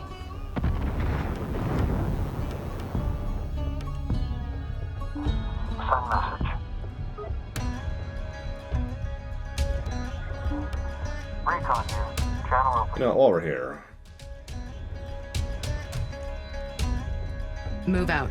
Maintain active scan, all zones. Operations.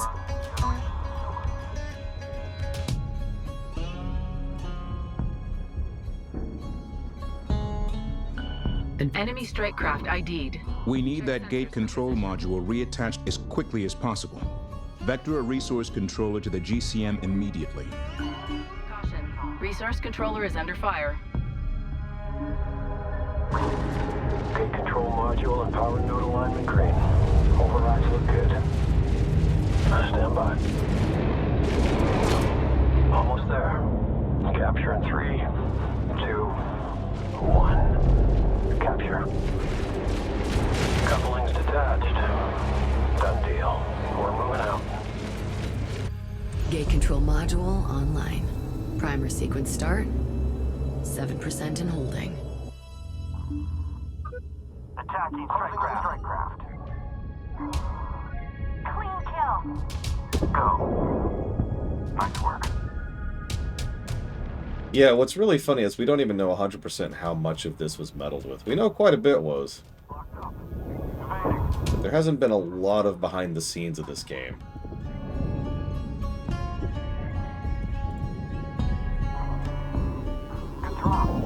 Immediate threat clear. Resuming standard combat protocols. Structure scans show a viable module location ahead. I like how they just shotgun cutscenes at you, by the way. Scout the location and establish a safe area of operations. Mothership ready for speed increase upgrade. Just let us know when you want to initiate fleet command. No, seriously, like, in previous games, and at least 2 times, possibly 3 times, I'll give a positive for this concept. There's the concept of the bzzz. And for those of you not aware with that, first of all, I'm sorry, but second of all, it stands for when the black bars come down. And the black bars come down, and that means something is happening. It's a great tension moment. It's relatively infrequent, so pretty much every time, like I'd say 80% of the time the black bars come down, something significant is happening. This game shotguns cutscenes at you, and so we're constantly bouncing between them. And at that point, it just becomes a normal way to convey that something's happening. There's no impact anymore, because the tool is no longer being used as a tool. It's just, here's another cutscene. Again, just another indicator of how they didn't know what they were doing with what they were doing. DC flight. On your call. Karkashan DC copies. Network set. Welcome back. Upgrade complete. New position, there. Cal, adjust course. Interceptor reads. Engage.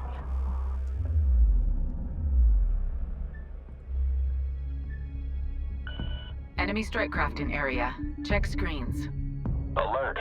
Kaolin pirates are using structural interference to cover their approach.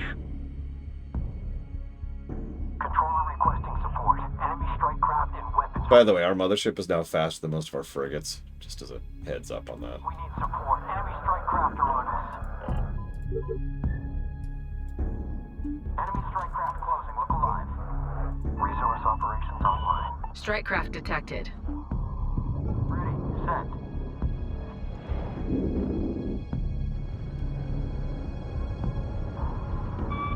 Mothership taking fire. And a hostile frigate.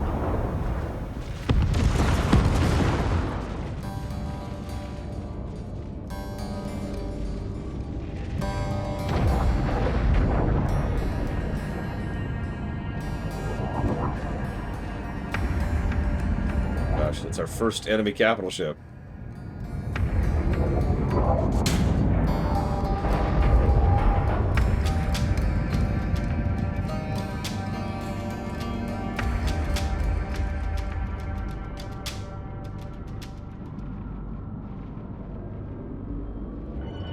Hostile frigate on screen. Enemy missile frigate detected. Engage and destroy. In a minute. Kinda busy. I've fought these before. They can be deadly. Use terrain elements as cover. Ships in passive or neutral stance will use cover as much as possible. Enemy strike craft on the board. Adjust. Enemy strike craft detected. Updating screens. These frigates carry most of their armor on their bow sections, and that leaves them weaker on their rear flanks. Caution. Resource. Attacks on their aft sections will do more damage. New target, adjust. Cycle 5 resolution. Caution. Resource controller hull integrity at 75%. Yeah, can we sweep this up a little bit, please? Ready to copy.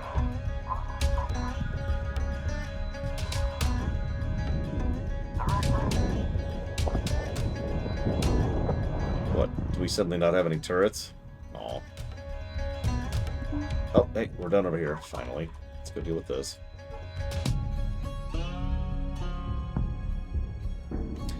By the way, and this is not actually a complaint, it's just strange. So, Green light. most maps in this game are very small. If you remember, the previous map was like one asteroid and a couple of surrounding asteroids. Here, it's these structures, and that's it. So you're not going to see me in here very often, because there's no reason to be in this mode. There's no long range, right? 50% and falling. And you'll see more of that as we go through. Like, they just shrank the map size. I'm not really saying that's a bad thing. It's just kind of strange. Goodbye. Boy, a good thing we used all the terrain to our advantage there. Whew. Objective complete. Move a resource controller to the location indicated and reconnect the second gate control module. Command channel open.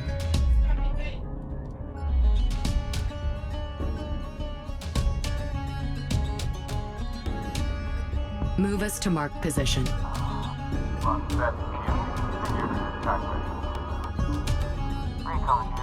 What in the world? Could you go kill these people, please? God, you're so slow! So, 1 second, please.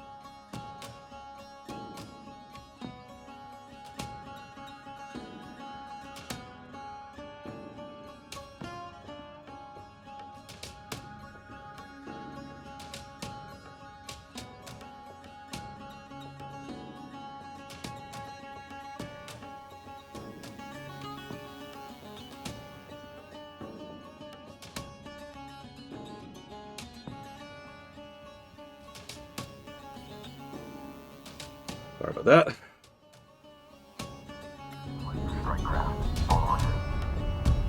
Really wish I could build more interceptors instead of being stuck with these stupid recon ships. Hull integrity at 25%. Group 1 suffering losses. Yeah, I know, thank you.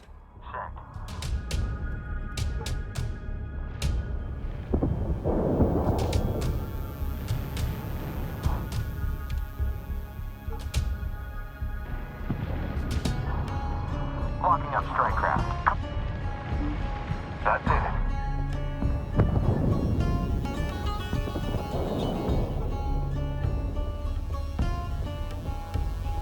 We need that gate control module reattached as quickly as possible.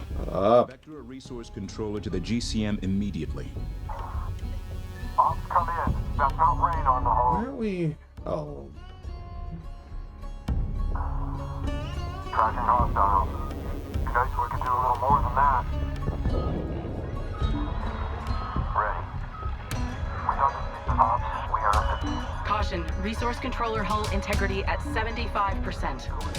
Oh my god, you're so needy. Resource controller destroyed. Engaging strike craft. Over. Resource controller complete and ready for operation. Just picture I said that in universe. Please, sir, we're dying. We're getting to it. We're getting to it. God, give me a minute. Sir, please. Give me a minute. Sir, please. Just die already. God. What? Just die.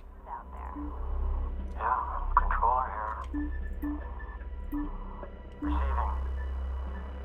I do like this new feature. There's a select damage, so I could just send the damaged people to go recover. Leave everyone else out. Approach clear. The gate control module is ready to be reattached. Use a resource controller to capture it and place it back where it belongs. By the way, We will move on. notice we have node captures like this was, I don't know, some kind of a skirmishy kind of a mode thing, you know? Receiving. Just pointing that out. Ready to copy. Coming through. Receiving.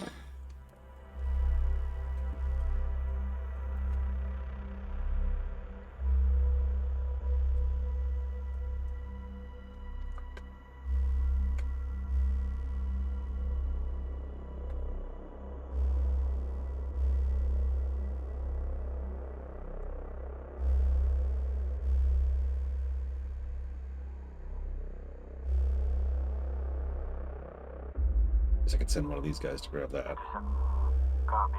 While we're at it. Why not? Sweeps at full. Fleet net state. 1 sec. Ready to copy. We're on the move. Pops, update for you. Target site is locked in and looking great. Expect materials uptick shortly. We need this gate in working order. Direct a resource controller to the marked GCM. Once we capture it, the resourcer will reattach the GCM to the gate system.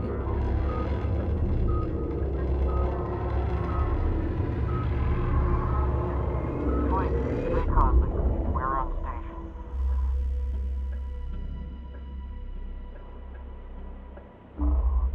Send message.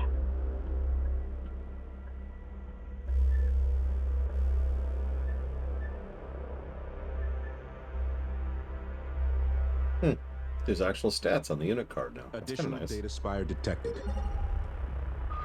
Second GCM placed. Nice work. Objective complete. Control module accepted. Gate primer charge increasing. Enemy strike craft in area. Check screens. Intercept course punched in. Alert! Hostile strike craft engaged. Caution, resource controller taking damage. Lead, come in. Awaiting orders. Strike craft detected. Caution, resource controller hull integrity at 75%. Guys, can you stop getting attacked for like 5 seconds? Is that a thing you can do for me? Small cannon fire is scouring our outer hull. Who do you think has to go put the aerials back on? Receiving. That's not rain on the hull. Intel, I'm starting to have serious concerns about what's been done to these gate control modules. What do you mean? I've spent half my life studying everything Karen Sajet learned about the gate network, and this level of sabotage would take me weeks to work out. Are these raiders known for their tech knowledge? Not really.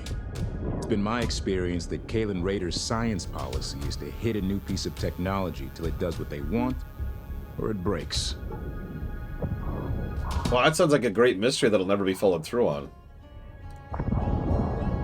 Threat detected. Or, sorry.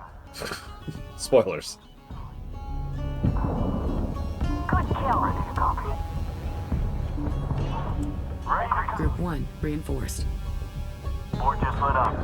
Strike craft closing in. Yeah, you ever think about how ginormous some of these superstructures must have been?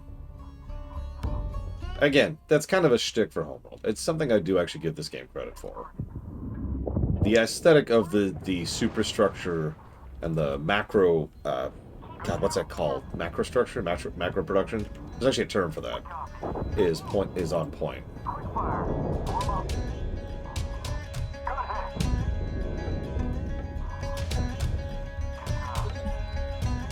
But this isn't even damaged, it's just part of the gate right here. Oh, black bar. This is the final active control module. Secure the area and dock the GCM. The mothership must be relocated to this position for gate entry. Yeah, I'll deal with that in a minute. Sensor contact, enemy frigate. Local operators to exercise caution. Engineering here. Bomber production is now online. Oh, now we can get bombers. Begin bomber construction. Can I make bombers? Strikecraft class unit is less maneuverable, but more effective against capital ships. They'll give the missile frigates a hard time. Attention. Research complete. New position set. Move us out. I make bombers? Tac 1, push all contact ID. I can, but it's not letting me. Pause.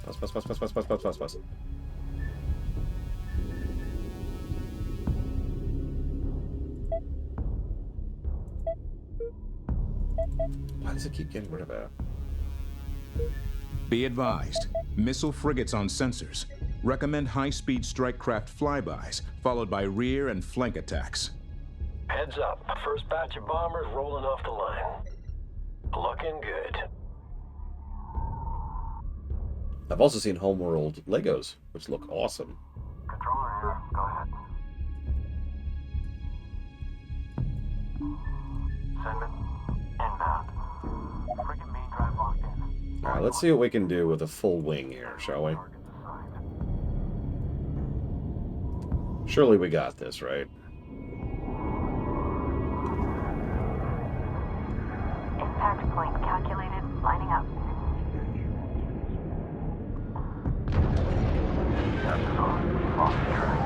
Yeah, you probably should have already started firing on me, buddy. Enemy strike craft on the board. Adjust. And goodbye. Frigate destroyed. Enemy strike craft detected. Updating screens. Our strikecraft are getting hit hard. Recommend we research a hull integrity upgrade and give our pilots more time in battle. Sure. Can we just do that? Obviously not. It's not actually letting me. Come on. Go ahead. Hostile frigate down. Standing by. Hostiles cleared. Move a resource control to the marked gate control module. Hostiles clear. Ignore all the hostiles over here. Ready.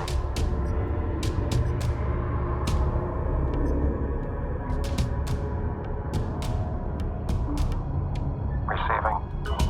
Enemy strike craft ID'd. Check sensors for position. Sensor. Enemy strike craft coming in fast. Sensor will go. Contact. Cycle TMS. Transmitted. EOS walk is good. Setting up for launch. Group 1 reinforced. Good. Send message. Group 2 assigned. Orders to break contact. Execute now. Get away. Ready. Understood. Yeah, go retire all this recons. They're just wasting space. Get out of here, get out of here. You're wasting my population. GCM will put the gate back in operation, and we can use it to jump directly to Noctua 27. So hang on, we're going to rejigger our forces a little bit here while we've got some downtime. Set. Get rid of all the recons. Bombers have been constructed. Objective complete.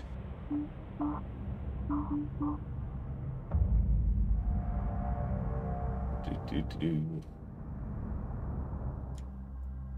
We copy. Final GCM locked in. Mission completed.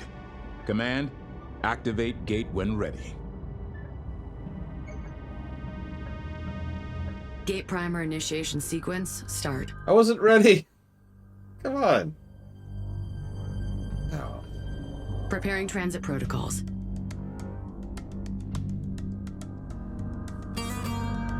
Wait. Short jump hyperspace signature detected. I felt this waveform before. It's another Raider carrier. This is Pack Leader Baldrokar. I have demands of yours, Sage. Who? You. One who fights for your quantum witch. Enough, riddles. If you want to negotiate, stand down. No negotiations. Only truth. Okay, I can work with that. For only once. You will leave here, Giant. Leave the God's Gate shut. We are on a life-or-death mission to get... Life. Where Hiigarans go, only death follows. That's rich coming from you, ex-Taidani. Neutralize the enemy raider carrier to ensure safe gate transit. Enemy carrier engaging us. Group 2 reinforced. You will not win a fight with the Hiigaran fleet. No winning for us. No winning for you. Only survival in chains. No one is putting Hiigarans in chains again. So anyways, we just kind of ran over that carrier while the cutscene was playing. My fathers, awake! My sons, arise!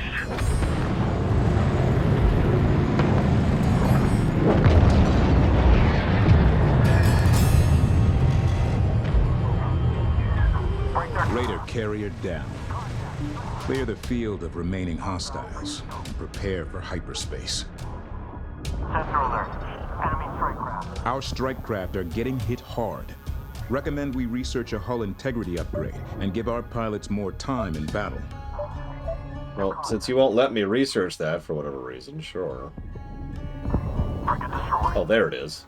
Got enemy frigates down. Upgrade complete. Nice Never work. mind. Ignore me. Got it. Attacking strike craft. Got it. That guy was very threatening, though. Survival in chains. Sorry. Upgrade complete. What's your lead? Production complete. Bomber production complete. EOS tracking is good.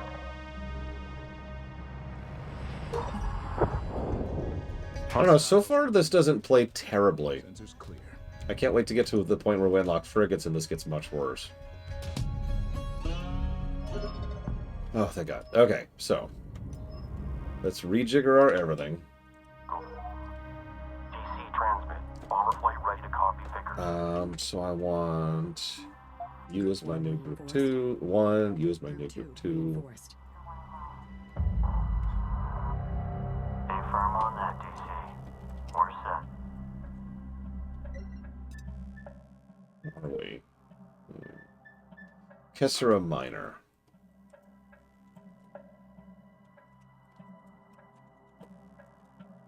Yeah, so far the story has been the big standout terribleness. And spoilers, that's never getting better. It's gonna get so much worse.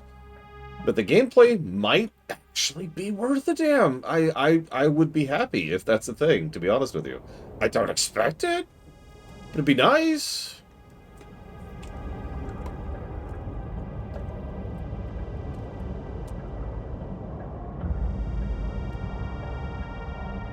You also notice every mission we've had so far has been a tutorial. That's not necessarily a bad thing, it's just weird. A lot of RTSs do that. First, like 5 or so missions are all tutorials. Proceed ahead. In some RTSs, every mission is a tutorial. It should, Blade to Vault. A game like this should have good gameplay. That is the correct... Send your message. Okay, I think that's everything. Let's go ahead and pop our save. I'm going to go ahead and chop here. Tomorrow, we'll see if it gets better or worse or in between. I'm really curious at this point. But either way,